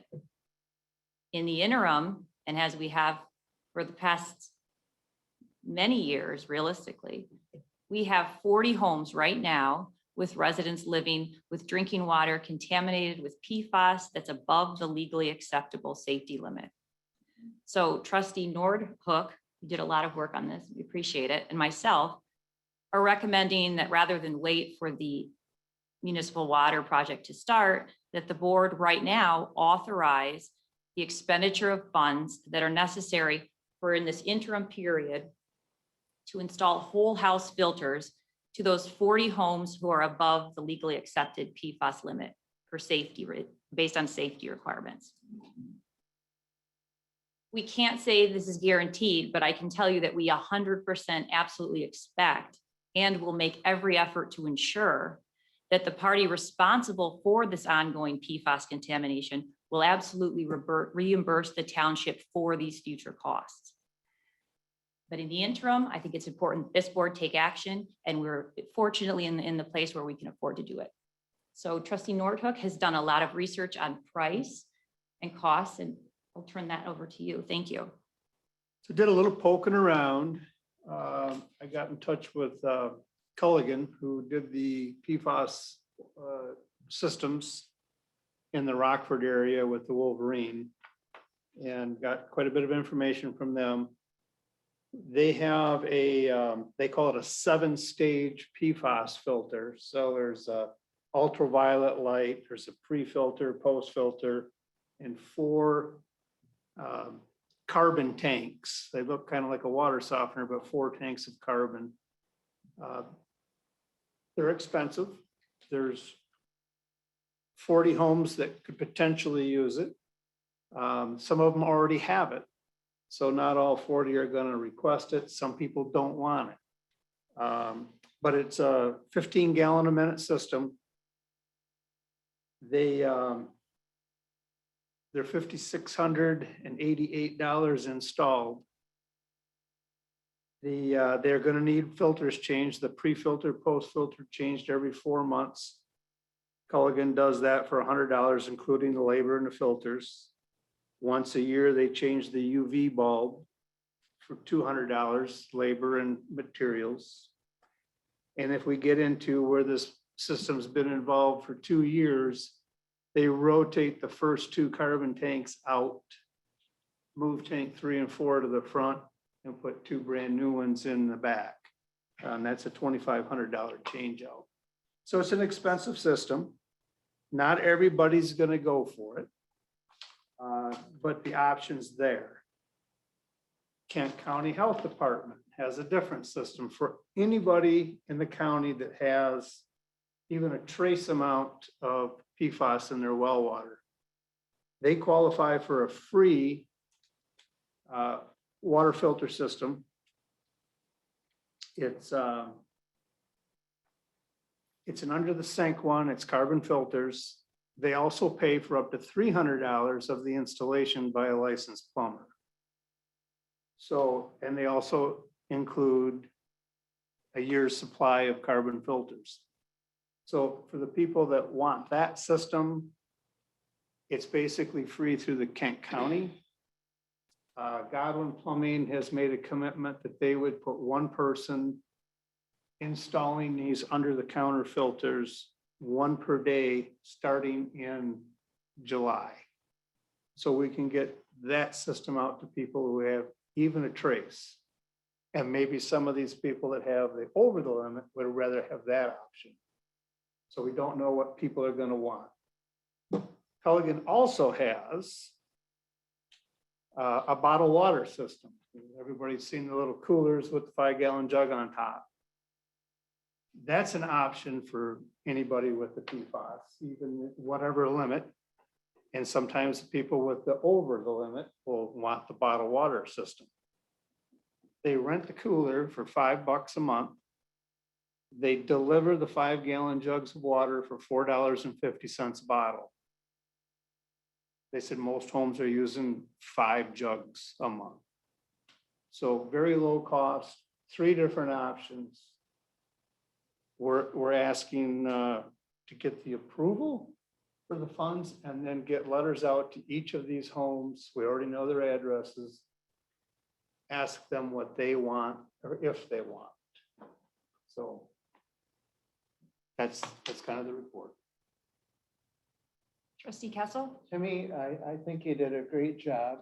The only thing that I would suggest is that we get from these companies some firm bids in writing before we take final action on doing anything. I think the people definitely have to have their water fixed until we get the water to their homes, city water. But I think before feeling good about voting on this, I would like to see those quotes in writing. And it says here, estimate indicated cost of 35 per home. And the first math you did, it came up quite a bit higher. I think we have to make a decision on one or the other of the systems. And I think we could do that if we had it in writing and had their quotes. So I'm 100% in favor of doing it, but I would like to table it until we get those quotes so we know exactly what we're approving. And the initial lower estimates that are in my written memo were based on discussions last week that were preliminary in order so that we could get it on time on this meeting agenda. But trustee Nordhook's numbers are thoroughly researched and they are more. Oh, trustee McDonald? Jim, could we vote for it with the condition that the numbers that Timmy have given us will be given to us in writing? Yeah, but what are we gonna vote for? Which 3 systems are we gonna give? Authorizing up to a certain dollar mark is what I would recommend.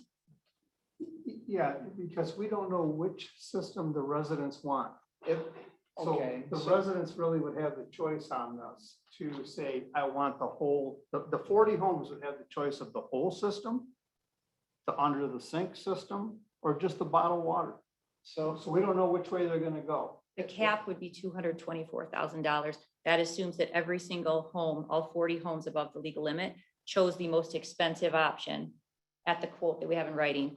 I don't think that's what we're gonna be at, but it's $224,000.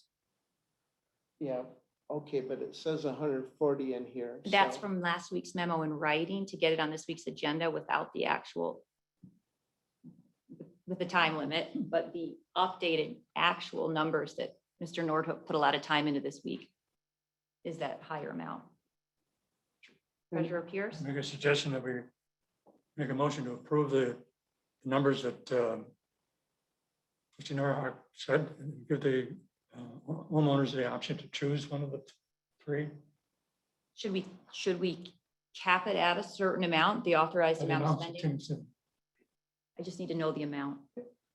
And then one other thing is there's several other water treatment companies that will not do these based on liability. So there's a couple of them, and I can reach out to a couple more, but several of them said, we don't want anything to do with it. Is there any besides Godwin? I mean, they're a good reputable company, but nobody, They won't touch it. Godwin won't? Nope. I thought you said, gave. They will install the point of service, like the water filter, the Aquasana water filters under the sink. They'll install those that you get from the county for free. Okay, the 5,600 per unit is installed by It's Culligan? installed, and that's their, every home's gonna be different based on how the water comes in and what accessibility they have to those systems. But that's gonna be their ballpark installed figure. Come up to 224. If every house takes it. then I'd make a motion, we approve it up to 224,000, subject to getting the quotes in writing. I think we need to first address Treasurer Pierce's motion that's already on the Oh, I table. didn't know that. Subject to offering the residents their choice of the three options. Treasurer Pierce, you get to restate your motion. That we approve it subject to the numbers that Timmy gave us and subject to offering the three options to the residents and let them choose which one they want to take. So our top limit is 224,000. In writing. Could be less than Should put those in writing. No? That's a motion by Treasurer Pierce, as stated, supported by Trustee Shipley. Clerk Slater, please call the roll. I just want to clarify. Oh, one moment, What please. you're gonna get that, we're gonna get those quotes in writing, right, Timmy? I have one right from Culligan in writing. This Okay. is their ballpark numbers on each system. Okay, then we just need the other ones from the county and, I have that one as also. Okay. So I'll put that into the packet. all right. Thank you. Clerk Slater? Ready? Thanks. Trustee Kessel, Yes. trustee McDonald. Yes. Treasurer Pierce, Yes. trustee Shipley, Yes. trustee Nordhook, Yes. clerk Slater, yes, supervisor Lesbrun. Yes. Motion carried. Item 061, 2021, the Burton Street pedestrian bridge project. Manager Swayze, a brief overview, please. Sure. So the Burton Street Bridge Project is a project that has been in the township's capital improvement plan for a while now. In 2018, the township partnered with the Road Commission to pursue grant funding for it and was awarded $1.29 million TAP grant. At the time, the cost estimate for the bridge in total was between 1.9 and $2.1 million. And the township committed to the cost between that. Sorry, I lost my spot. The current cost estimate, which was presented to the Township's Infrastructure Committee on May 5th, is approximately $3.1 million. So the project, as the project progresses and more information is gathered, the design has been redefined and the construction cost estimates, also known as the engineer's opinion of probable cost, is updated to reflect the current expected construction scope.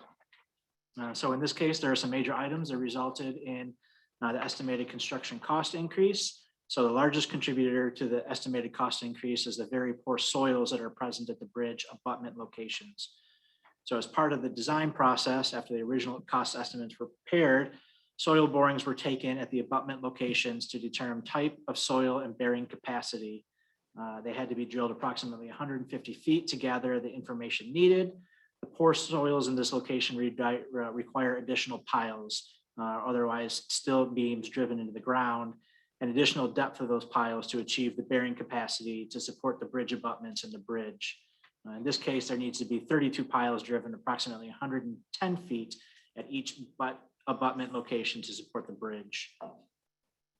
So the soils in the location are susceptible to settlement. It requires abutment area on both sides of I-96 to be preloaded with embankment before the bridge construction that can begin. That involves bringing in soil, 13,000 cubic yards, and placing it in the area of the abutments to increase the load on the underlying soil to cause settlement to conserve before the construction begins. It's not typically required, but in order to prevent settlement and potential damage to the bridge after construction is complete. So another large anticipated increase in construction costs is due to the addition of a large retaining wall on the west side of the proposed pedestrian bridge at the right-of-way line where the MDOT right-of-way borders 4870 Burton Street. Due to the height requirements of a pedestrian bridge over the interstate, it was required to be over 20 feet higher than the existing ground as it met the west side of the pedestrian bridge. The property owner at this property has not allowed any grading to be performed on his property, which forced the construction of the large retaining wall to keep all construction activity in the existing right-of-way. The retaining wall ended up being nearly 200 feet long and 18 feet tall in some locations. So we're attempting to identify and design the most cost-effective wall for the location. The property owner is not interested in negotiating, and we've ended negotiations for that at this point. And then finally, the original estimate was prepared over 3 years ago. There's always some expectation that construction prices will increase over time. I think we've all been inundated with information about the cost increases in construction materials lately. So in summary, the estimate right now is $3.1 million. I will note that the earliest this project would be able to be bid now is November. So there is certainly time for the board to continue to consider the project. One thing that I would note, again, typically if this was a township project, I would preface this all by saying that these are just estimates, right? These are estimates and you need to get bids in order to determine what the actual cost is. This project is a little bit different because it is not a township bid project. And MDOT, once it does get let for bids, if the bids come in within 10% of the engineer's estimate of costs, we're essentially required to execute the contract. So this isn't something where we could go out and get bids and then decide not to go forward with the project if the bids are within the engineer's estimate. Now, if the estimate was $3.1 million and the bids came in at $4 million, at that point, the township would have the opportunity to back out. But the township board needs to be comfortable with the estimate before we allow MDOT to go forward with the bid letting. Thank you. Treasurer Pierce? I look back on the history of the township meetings. I like the 2016, June 8th, we approved the application for the TAP grant. And the estimate at that time from Fishback was the township's share would be $650,000. So that was a long time ago. I haven't been able to look through that. It's in the minutes, and the estimate on lately would be about $1.8 million for the township's part of that. That's 3 times what it was when we originally approved it. I don't see a lot of traffic on that. I travel that all the time. I don't see a lot of traffic on that section of Burton. People, if they want to go shopping, or they're going to go up Patterson to 28th Street, they're not going to go all the way around. So I think we ought to refer it to the infrastructure committee to re-examine it, with consultation with legal counsel to see whether we can pull out of it. So there's certainly the ability to pull out of it right now.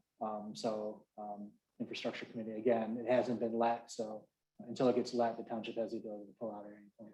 One interim step we could take is in another life, I was partnering in a Blockbuster Video franchise. You all probably are too young to remember Blockbuster Video. I'm one of the good old guys. I didn't know they had videos back then. We used to do traffic counts when we look at a new store location. We could pay a couple of kids to go out and sit on those bridges. The Cascade Bridge would be another one, and do a traffic count on the pedestrian traffic and bicycle traffic to go by that, go use those parts of the road structure.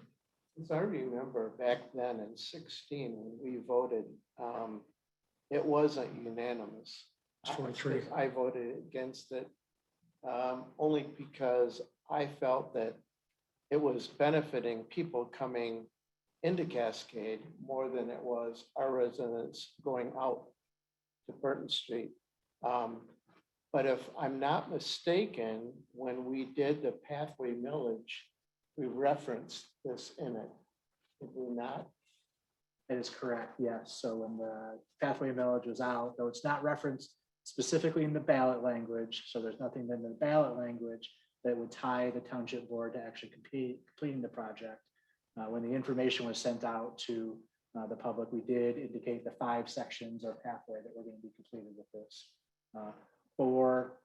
3.75 of them have been completed. There was one small section of the Cascade North pathway that couldn't be completed because easement couldn't be obtained. And then this would be the project that has not been completed yet. Trustee Shipley? We've heard from several residents in the past 2 meetings and a couple of telephone calls that our existing pathways are in really poor shape. One gentleman almost lost his bicycle because of a drop off on Burton Street, or I'm sorry, Buttrick. Madam Supervisor, I'm ready to make a motion that due to the increased costs of at least 3 times over what we were looked at originally, 3 times, and that has not been set in stone.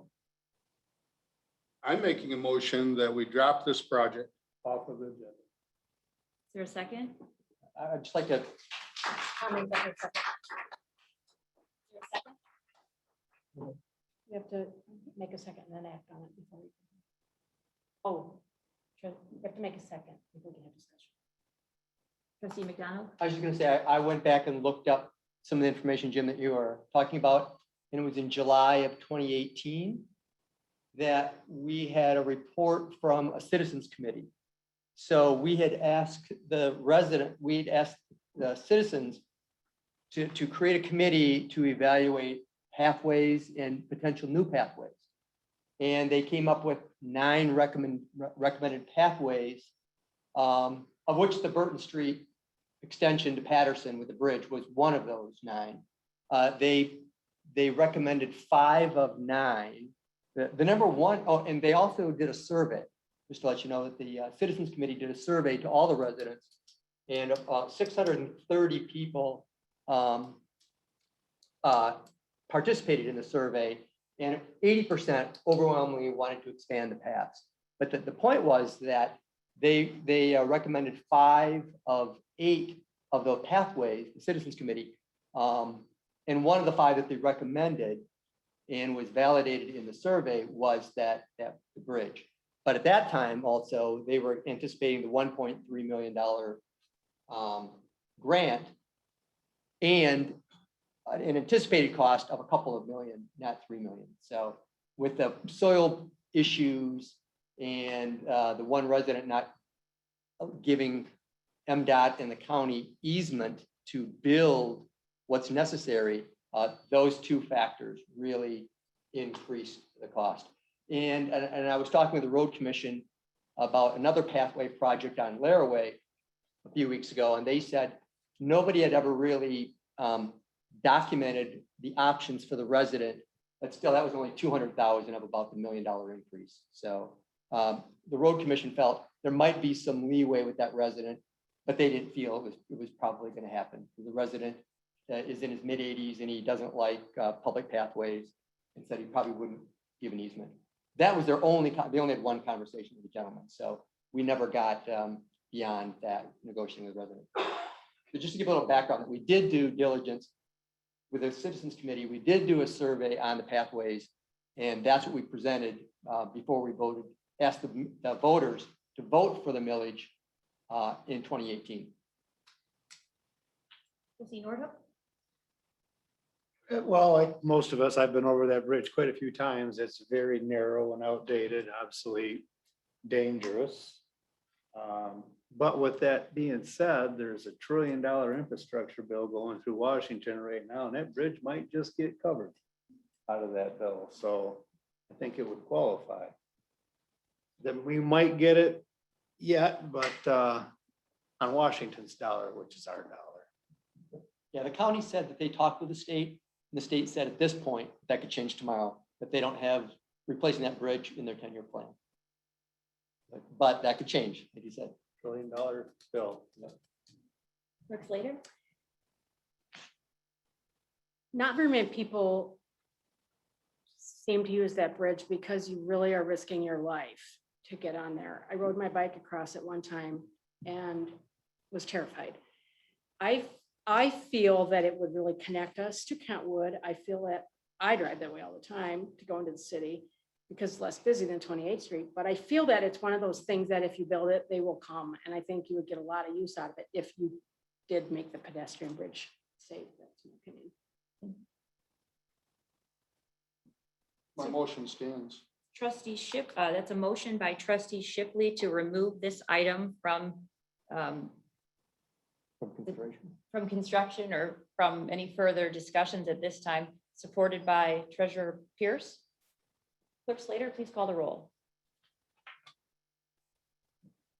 Trustee McDonald, No. trustee Kessel, Yes. trustee Nordhook, Yes. trustee Shipley, Yes. treasurer Pierce. Yes. Is that yes? Yes. Clerk Slater, no. Supervisor Lesbrunz. Yes. Motion carried. Item 062, 2021, purchase of 2965 Wycliffe Drive. I'll hit briefly on the main points that are detailed in the memo I submitted to this board of why I'm recommending the purchase of 2965 Wycliffe Drive for a township park or green space. First, this parcel clearly meets the master plan and our own parks and recreation plan in multiple ways, squarely within the language of both of those plans. And I'm not in any aware of other major plans that it even contradicts. First, it's a natural trailhead. We don't have any trailheads. And just as it is right now, the trail that go along Cascade as you're headed west towards the bridge, just naturally on its own already goes up off Cascade and to the majority, at least half of this border of this parcel is right along the pathway. The parking lot where you enter is right on the pathway. And it's kind of ironic that when we did these pathways, however many years ago, where did the township decide to put one of the very few framed signs that have the entire pathway system laid out? Right at this exact property. So originally we heard, well, this isn't a proper use, trailhead's not. We're not hearing that anymore because it's not true. So first use as a trailhead. Second, it fits within both of those plans as a pocket park. We haven't, the language of our own Parks and Rec plan, which was drafted in 2014 and has been expired since 2019, clearly states that residents want and that there's a value for pocket parks, especially in rapidly developing townships. Residents clearly have supported publicly and consistently for increased green space, or at least valuing the importance of green space. But we haven't added one single pocket park. We haven't added one single new park since 2009.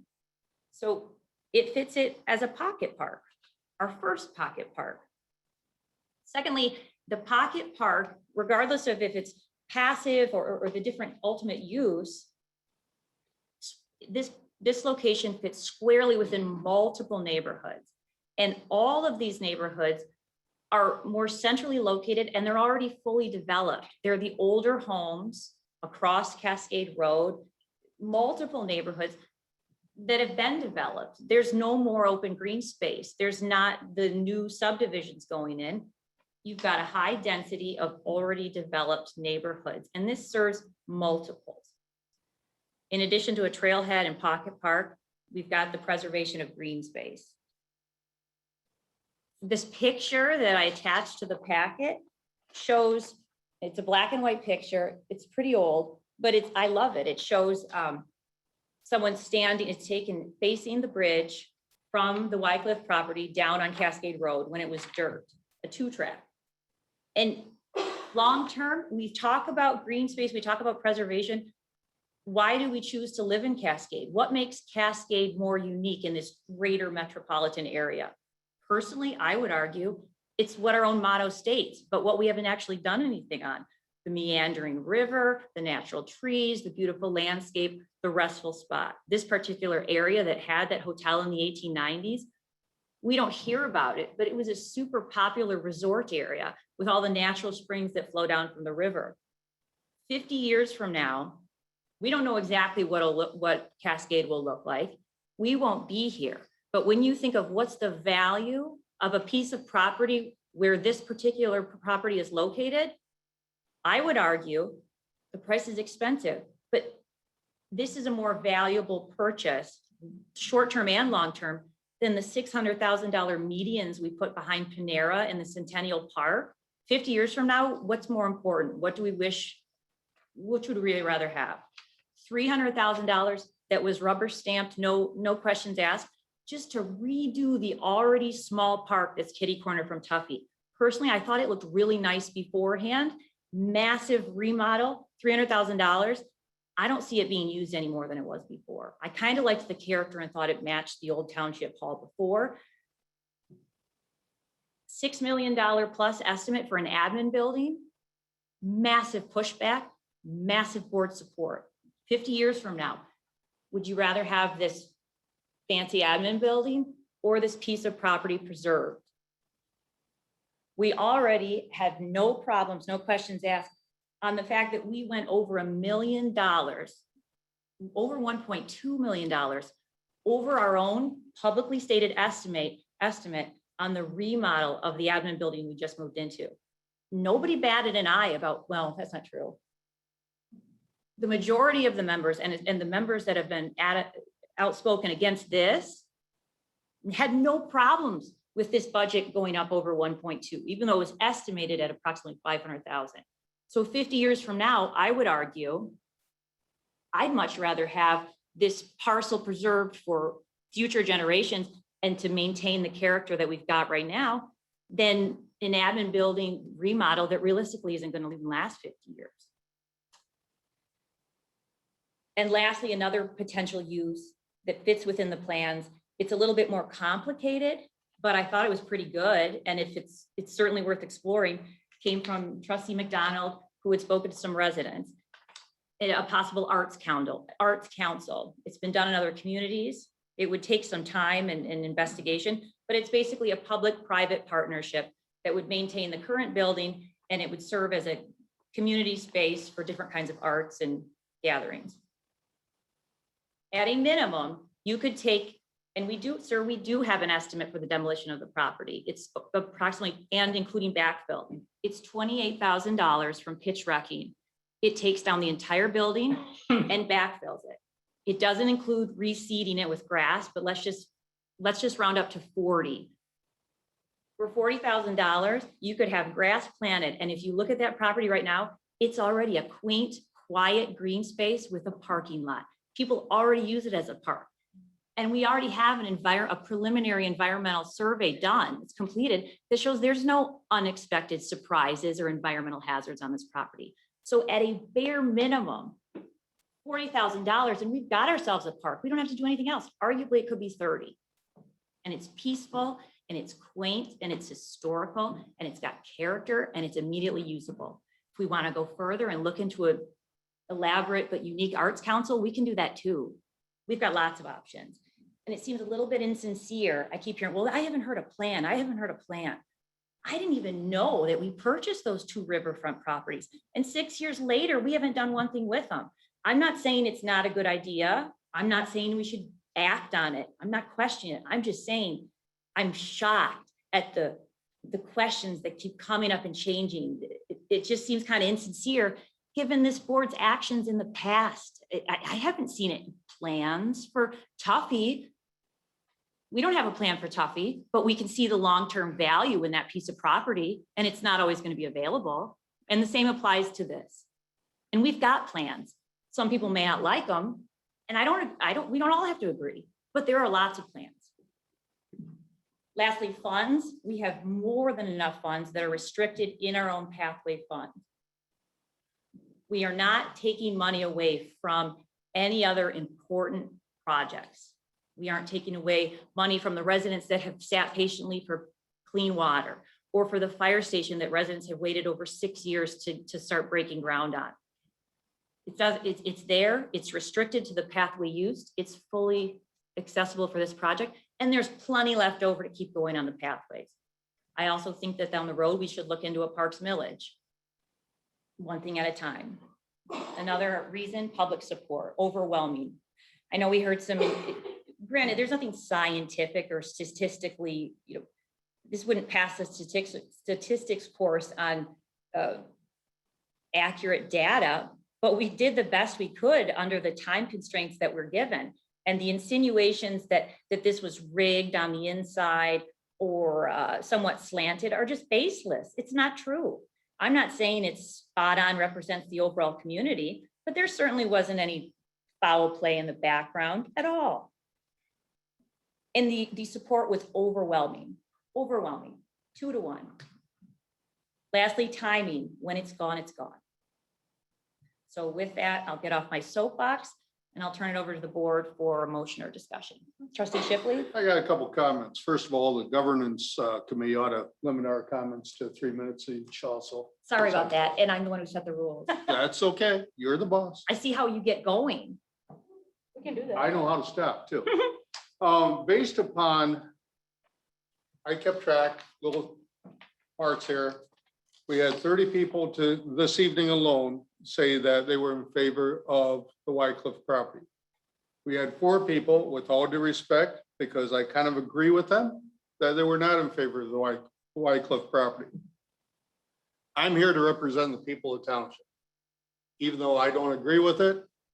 And based upon the premise that we just demolished with a lot of C4, that damnable bridge, I'm making a motion that we purchase the Township property with the money that we just saved that is in the Pathways Fund, since it's being billed as a trailhead for the pathways. Second that. You said purchase the township property. Or Township, the Wycliffe property. Thank you, Ken. Trustee McDonald? I just want to clarify 3 things to be factual. There was and is no $6 million administration building. It was 1.4 million. So there's a big disparity between 6 million and 1.4. So just to get the facts straight, when we got a high level years ago estimate of potential building for $6 or $7 million, the board voted it down. But the board did vote to buy an older building, which we did for 1.4 million. So it wasn't 6 million. The second fact was there was not a $1.2 million overrun. As Progressive AE pointed out, it was a $350,000. And Progressive AE wrote the letter. They gave us a ballpark number to renovate Township Hall for about $550,000 with no bids. That was just a ballpark estimate.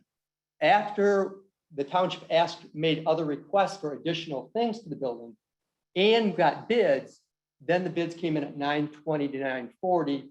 The actual was 912. So yes, there was an overrun from their ballpark estimate, but the overrun was 350,000, not 1.2 million. And lastly, saying there's no plan for the Tuffy is not quite true. That's a DDA project. The DDA did present a project plan, which they created with input from residents. So I got resident input last summer. And when you asked us to table it last year, Grace, we did table it because we wanted to redo the plan. So there is a plan, but we tabled it because we didn't like the plan. I remember a little, it's funny that you say that because I think it's a great example of why I ran for supervisor. You've got the Tuffy building, then the public comments were the Thursday. The public comments were on, that we were having even public comments were not on any calendar on the township website. It was on a little yard sign propped up in a couple places. And the public comments were set at Tassel Park on the Thursday during working hours before Labor Day. There was supposed to be one other, so during COVID, during working hours on one day before Labor Day weekend. 2 sessions during the 9 to 5 workday. But granted, you could do morning or afternoon. And so that was the public comment session. When I showed up, there were about 5 to 6 people there. I'm not saying that was total, but that's how many were there when I showed up at the first session. Fast forward, there was supposed to be one other opportunity for public discussion right before DDA meeting. That was canceled. I had won the primary, so I'm paying attention because this green space and village issue is why I ran. And I'm waiting and following it closely. And then all of a sudden, there's a memo up to this board that says this elaborate plan, even though Tuffy has up to 10 years to continue their lease, it's up to them, it's not up to us. But yet before the November 20th swear-in date, all of a sudden, boom, there's an elaborate plan that states it was based on public input. I called in and said, maybe we just wait. Maybe we wait. What's the harm in waiting? Right. And maybe we could do a little more public comment. So to say this was based on that, this is that's a good example of what we shouldn't be doing, and it's a good example of not really based on public input. Grace, I'm not arguing. I'm not arguing with them, I'm just saying the DDA had a plan. And it didn't get passed. And I agreed with you and the board did, and we voted to table it. Yeah, So so, there is no plan. well, there's a plan, they had a We plan. just voted table the approval of it. So it's not approved. I didn't say that. I have a comment.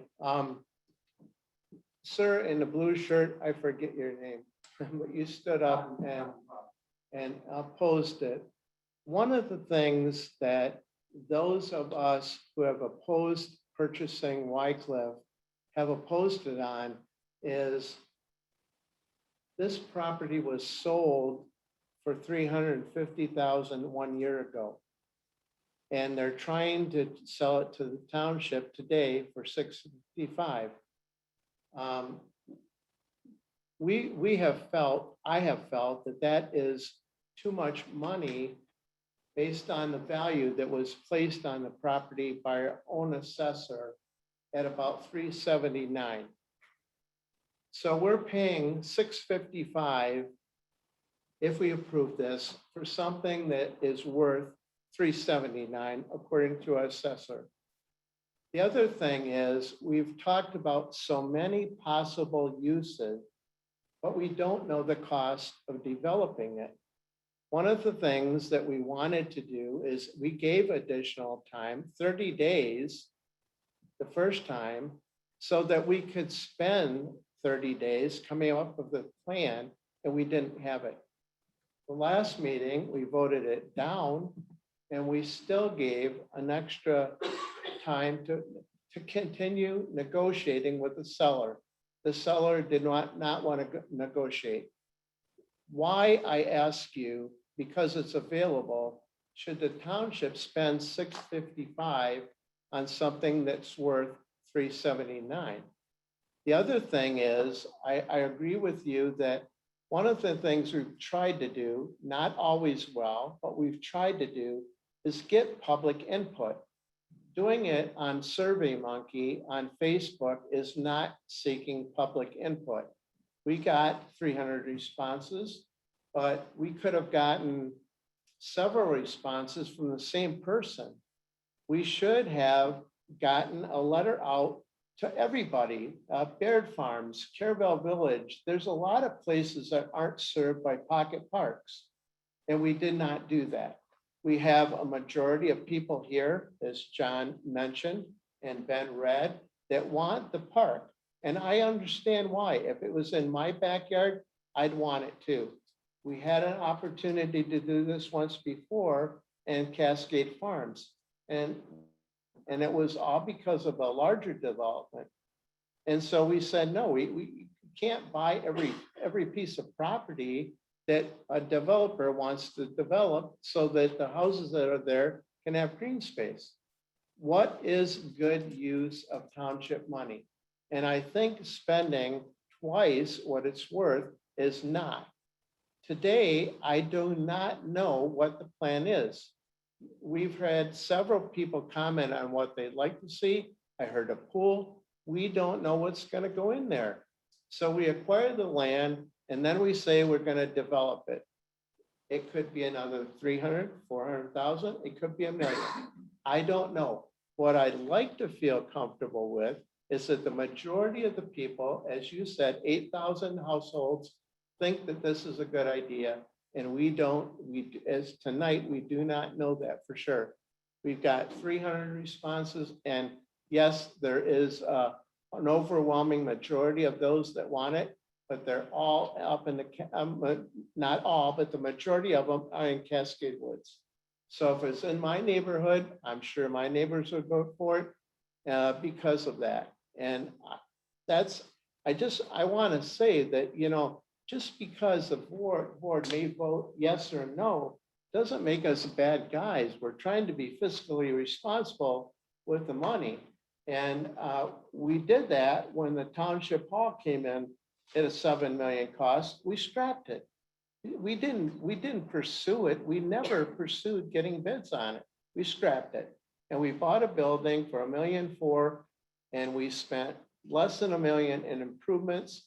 And we chose, the board chose to do some of those improvements that were beyond progressive AE's quote. And I'm glad we did. With the material costs being what they are, we made a wise decision in doing that. We got a really nice building for about 2.3 million. So sometimes these things get distorted up here. And I don't want to get in an argument, but I feel a necessity to explain things. They aren't always as they are purported to be. They simply aren't true. Nordhook? Well,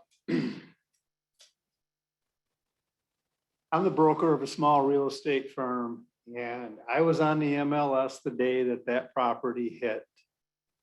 And I called my wife and I said, look at this. This is 4 acres right here in Cascade. I think it was 350,000. And she says, why don't we just buy it? And I said, I really don't want another property. And she says, well, it looks like it could be, it's way undervalued. And I said, well, it is undervalued. We decided not to purchase it that day. It was purchased that day by that developer that now owns it. I know he's had a 650 offer from another developer who I do know. That developer told me his offer was turned down. I do know of another real estate agent that works for one of those other real estate companies. His client, he wrote an offer for his client that was accepted for 450,000 just for the church. And it was a small group, Asian group that was gonna put a church in there. And they couldn't make their down payment. Their lender wanted 25% down and they didn't have that kind of money in their small group. So they had to let it go. They were very disappointed. So as far as value, yeah, the value is there. The land is there. You're not going to buy any building site in Cascade in this tight area. You're not going to get a 1 acre parcel for less than 150,000. And then, like I said, what he bought it for, yeah, he got a great deal on it. The church should be ashamed of themselves for selling it that cheap, actually. But everybody in this room, it was public, right on the MLS. Anybody could have bought it. And that guy, kudos to him for doing it. So that's my one comment as far as value. It is there. Everybody knows their homes are worth a lot more today than they were a couple of years ago. Same with that property. My other comment is you can't have 8 or 10 pocket parks in the neighborhoods if you don't buy one. We got to get started on that process. So that's my 2 cents. Motion was originally made by It stands. trustee Shipley to purchase the 2965 Wycliffe property for the price stated in the purchase agreement, $565,000, supported by, or sorry, 665. Supported by trustee Nordhook. Clerk Slater, please call the roll. Trustee Kessel, No. trustee McDonald, No. treasurer Pierce, No. trustee Shipley, Yes. trustee Nordhook, Yes. clerk Slater, no, supervisor Lesbrunz. Yes. Motion failed. Article 10, closed session. Pursuant to Open Meetings Act 15.268(8)H, the board will consider the material that is exempt from discussion by state or federal statute. This item relates to the ongoing problem we have with hundreds of homes in Cascade who have been living with PFAS contamination and what specific steps we as a board can take to ensure that all our residents receive clean drinking water. Is there a motion to enter closed session? Support. It's a motion by trustee Kessel, supported by trustee Shipley. All in favor? Opposed? For closed session? Oh, thank you, Attorney Dennison. Trustee Kessel, Yes. trustee McDonald. Yes. Treasurer Pierce, Yes. trustee Nordhook, Yes. trustee Shipley. Yes. Clerk Slater, yes. Supervisor Lesbrun. Yes. Motion carried. Board will now enter closed session.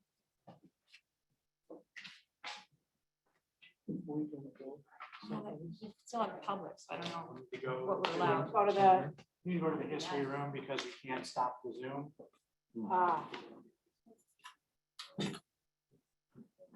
May we have a 5-minute break before we go?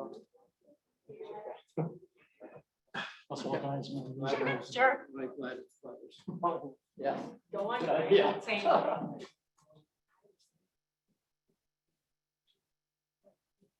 I guess they know who represents us. Who doesn't pay attention? This year thing, yay. Spirit. Our yay got shot down by 4 things.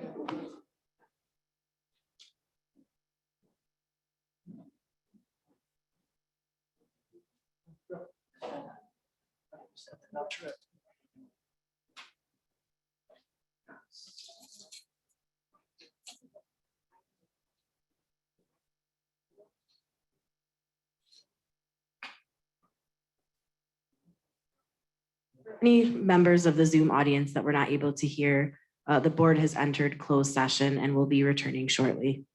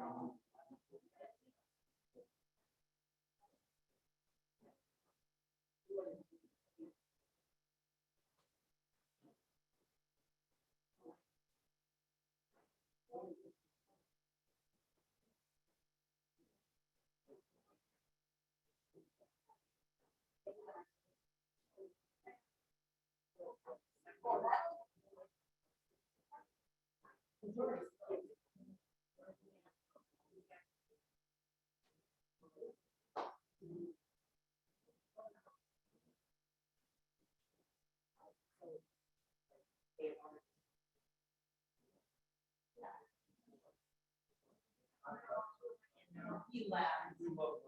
He was so good.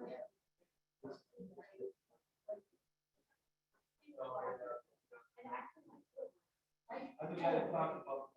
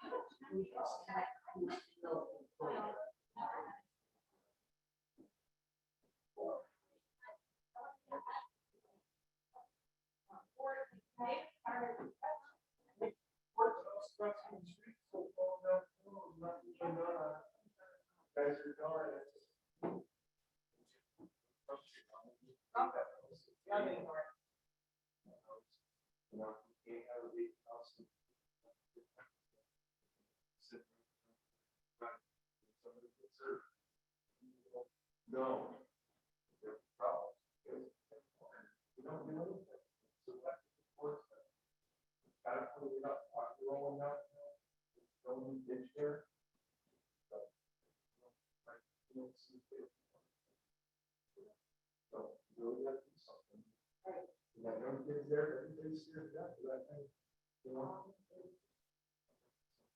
Any other place, we know it would be done. Or it would be addressed. So. that's what I- I'll bring them. Okay. All right. Thank you.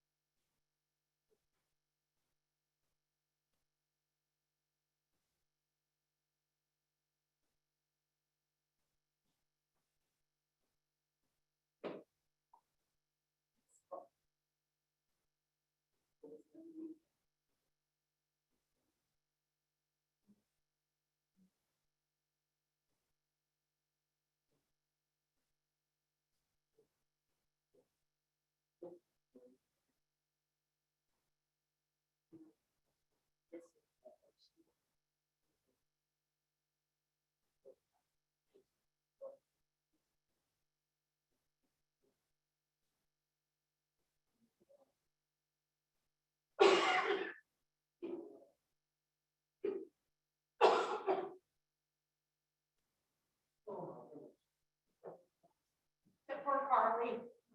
Carly's still here. You don't have to worry about me. I won't be the one.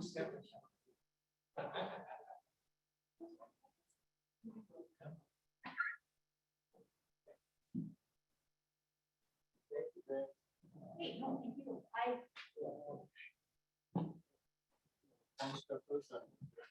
There you go. Before you know it, you'll be running a marathon. Well, maybe not. You ever see those athletes that have those things on their back? And run? I can't, it seems like we're, You outlasted everybody except Mrs. Kessel.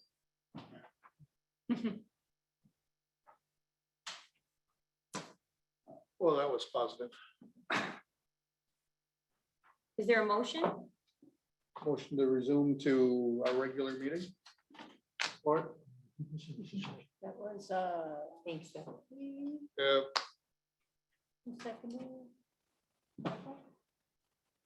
Oh, that's a motion by trustee Shipley, seconded by trustee Kessel to resume, to close the closed session. Return to the agenda. Thank you. To return to the agenda, we are now back in session. Article 11, public comment. Oh, motion, all in favor? Aye. Opposed? Motion carried. Public comments. Anyone wishing to speak is welcome to come up to the podium, and anyone in our virtual audience is welcome to raise their hand.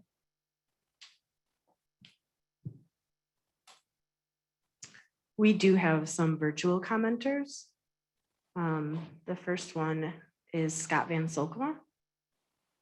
Welcome, sir.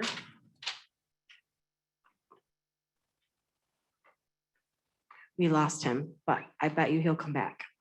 So I will move on to Craig Merlin. Welcome, Mr. Merlin. Hello. I have two comments to make. One is, I think that, at least I would hope, that you folks would consider doing some further testing as well to make sure the water in the PFAS area hasn't moved at all, and that some of the houses that are right next to houses that are over the limit, but they may be under the limit, may now be over the limit as well. So that a little bit of testing or retesting might be an appropriate additional interim step to take at some future point to be approved. The second comment I would make is that I think we should really complete the after action report on the town hall project. Because I think part of the issue of what the extent of the overruns is a question of what's included in the cost of the project. I think a generator is a pretty normal part of every new township hall in today's world of IT and the risk of power interruptions. But that's in a different year and a different budget. But it's still part of the all-in cost of the town hall. In addition, I'd like to know how Manager Swayze can make a comment in November where he says the property at 5920 Tahoe with minor renovations would meet our current operational needs and allow for organic growth in our organization. It would allow departments to work together in an efficient manner and save significant funds by eliminating the building department lease. Interestingly, at the very same time and in the very next resolution that was passed by the board at that time, there was not 550 or even 600,000 put in the capital improvement budget for 2020. This was the 2019, December 2019. So it'd be the budget for 2020. It was not 650 for the renovations. It was $1 million for the renovations. So clearly someone knew they were going to cost more money when the town manager made the statement he just did. And if you read the Progressive letter, where I agree with them, they were not over cost and delayed as they interpret the contract. But they said that immediately after taking possession, Cascade started on an extensive redesign. And I suspect that was known at the time of the November meeting and the December meeting, where the township and its citizens were sold, and the Board of Trustees, I would suspect, was sold that this would be a project of around $2 million, give or take. It actually, when you include the cost of keeping the lease going for another 8 months because of the delay, and the cost of the generator, and the cost of the furniture, and a few other costs that would typically be part of the all-in cost, the real cost comes out to more closely to about 2.6 something million dollars, or $2.7 million. So I stand by my argument that there were cost overruns of significance. It's also interesting to note that in August, when town manager Swayze made the following comment, he said that this was in effect the minimum that could, let me get the exact language here.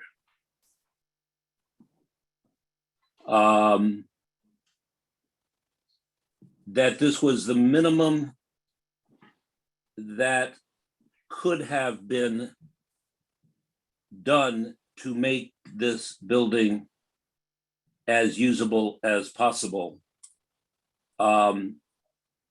I would also, just as a matter of pure personal interest, note that as of today, several months after the building opens, I still cannot get in the door easily because there's no disability button to push to get in the front door.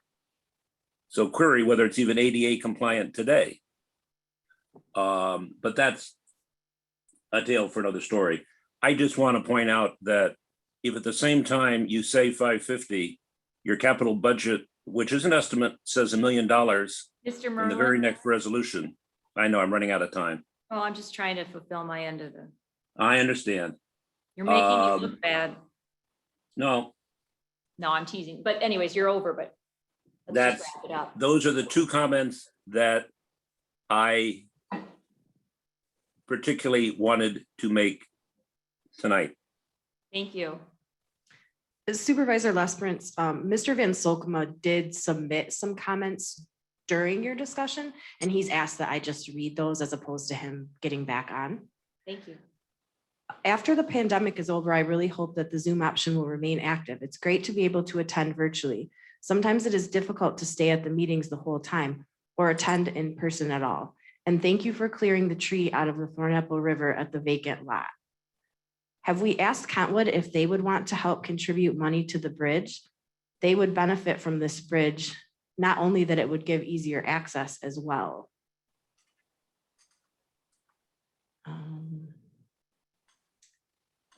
He also says, why not ask Kentwood for some money to build that bridge? Did we not just build a bike path bridge to Kentwood?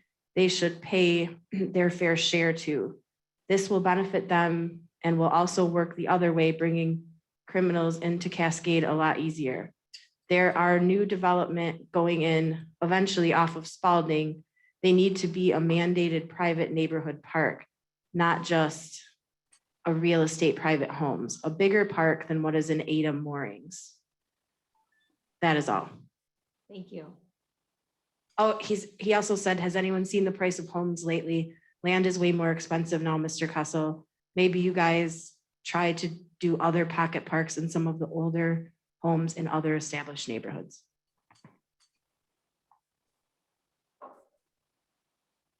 Thank you. There are no further raised hands at this time, Supervisor Lesperance. Thank you. Article 12, manager comments. I know you guys did not hear from me enough tonight, so I'll try to keep it brief. I did want to answer Mr. Merlin's question from earlier about the fire station project. So poor luck for Treasurer Pierce and Trustee Shipley and Nordic. We have a Public Safety Advisory Committee meeting in the morning. We did receive 11 or 12 proposals for our Station 1 RFP. Some of them are fantastic. Some of them are not as fantastic, but we're starting the first process of reviewing those. I know Chief has been really digging into them deep and has done some great analysis so far. We'll be sharing that with the committee tomorrow, and they'll be making the a decision on what the evaluation process will be. The idea is to be able to come back to the Township Board with a recommendation at a meeting in July. The original hope is that it would be the first meeting in July. It may possibly be the second meeting in July based on how that evaluation process goes. As far as the rental of the air cargo facility, Chief remains in contact with the fire department, or not fire department, the airport on a regular basis. We've negotiated, what the material terms would be in that agreement. As of today, at 3 o'clock, he still had not received a proposal back from the airport yet. At that point, Chief said he was going to call them again. Didn't hear from them after that, but we're keeping our foot to them to try to get that in place.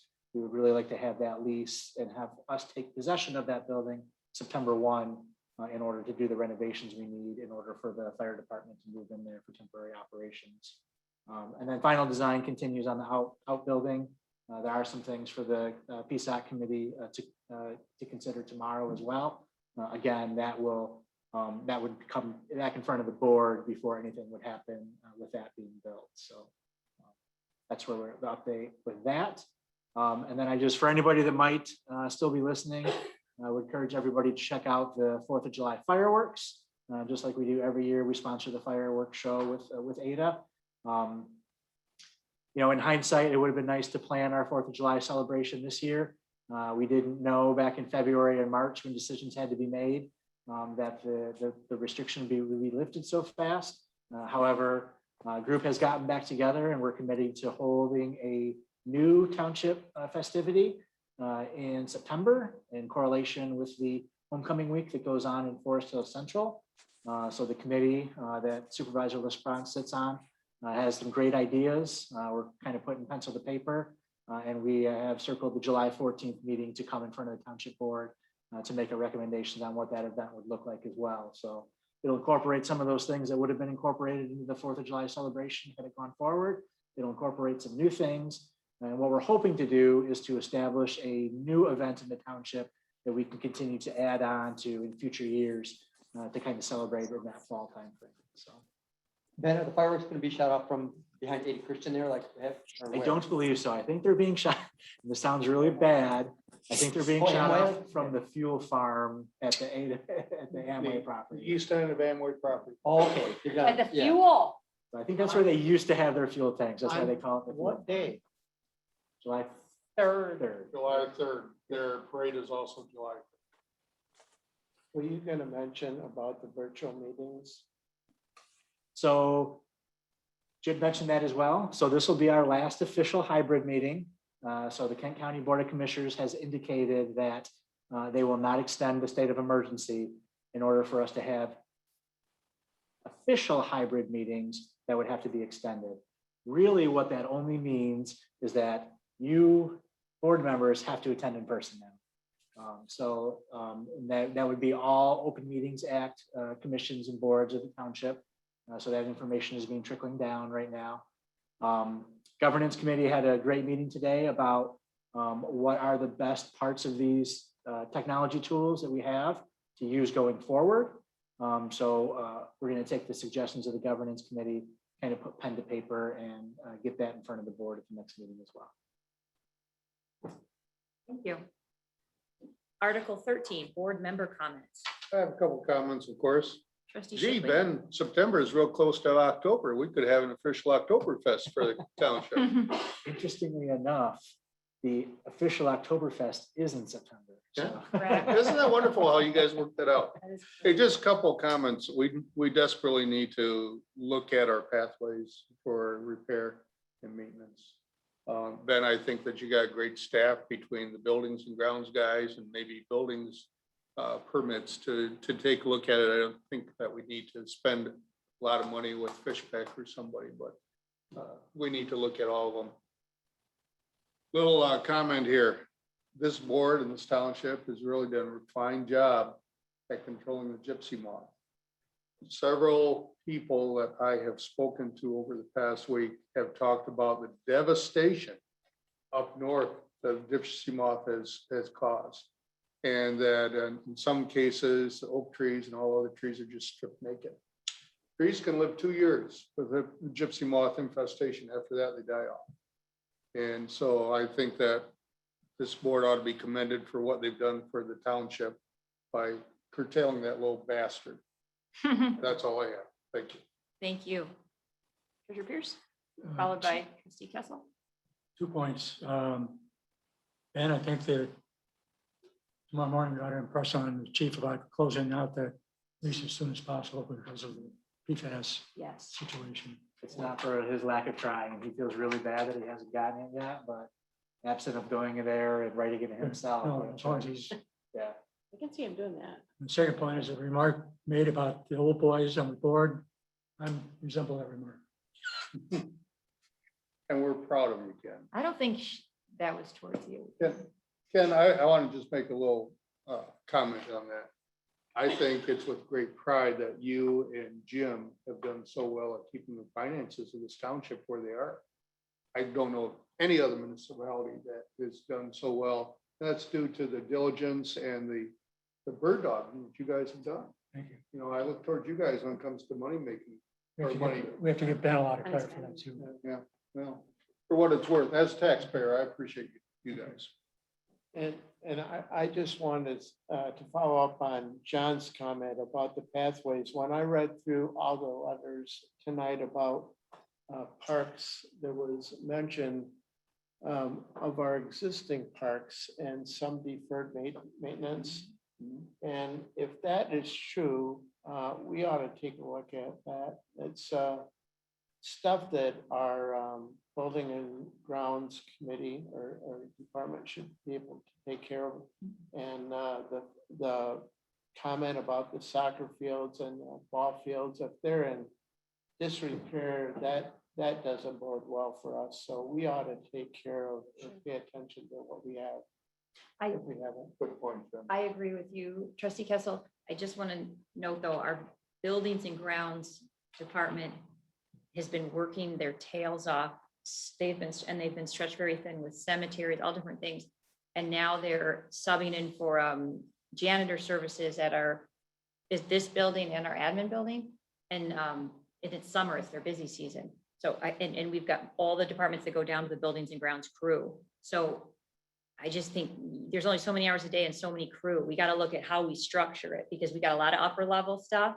Yeah. And we got 30 hours a week being spent on janitor services. So And I that's- don't think, we don't have the structure in place to take on additional work at our buildings and grounds. Those guys are fantastic and they're great. But we're not doing them any favor. They don't have any capacity with our current structure. And what they're doing. they Well, don't- structurally, we need to look at it. What they're doing, we may know, but these people that sat out here. in the comments, they don't know that. Right, it's not the buildings and grounds crew, and they're very valid points. You're right. So if we have to hire a part-time person to work on that, I think we should. We're having the same problems everybody else in the country is Yep. having. Well, I just felt I ought to make the comment since it was made a couple of times in the comments, just like the pathway. I don't like to hear Scott say he's riding on the pathway and it's in disrepair because I thought we'd done a pretty good job knowing which spaces need to be repaired and taking care of them, but obviously we missed a few. We've got, I've gotten a few emails from landscape companies, probably designers, looking to see if the township is interested in adding color or anything like that. I know right now our buildings and grounds crew does those plants or potted plants. I'm not saying, I'm just thinking if you're trying to be, maybe when janitor services are available, so maybe we can outsource to private companies, some of the things that we've got. We've done that in the past. We've had outsiders mow the parks and the cemeteries so, with mixed results. Right, there's no easy answer. Trustee McDonald? Just two quick things. Maybe this is for Stephanie for a small article in the newsletter, but it's really useful for residents to report the township when they see something bad in the paths. If they see broken paths. I've had my neighbors do that and I've called in and buildings and grounds will take care of the problem or put it on the repair list because, they sometimes don't notice it. They're out in trucks and somebody who's riding a bike on it or walking it sees it. So we had to use our own citizens or residents to tell us, hey, the path, and that happened last year. Remember, Ben, somebody called us, the one by on Thornhills, where the path was broken up, and they told us we got it fixed in 2 weeks. But they didn't know, or we didn't know. So maybe we write a small article and say, call this number to report any problems. And then second, I just want to say kudos to the governance committee and to Grace. Grace, thank you for kicking off the meeting as you did. Kind of saying, we really want to have a little more structure here. And I think it's good for all of us. And here are the rules and what we're going to follow. And then sticking through to that, I think it was really, really helpful. So I just really appreciate that you did that. You too, thanks, Tom. Well, I guess I just want to thank everybody that did show up today. I thought that was very good. It was great input and just a hearty thank you. I turn into a pumpkin, I move we adjourn. Motion by Treasurer Pierce, supported by Trustee Shipley to adjourn. All in favor? Aye. Opposed? Nay. Motion carried.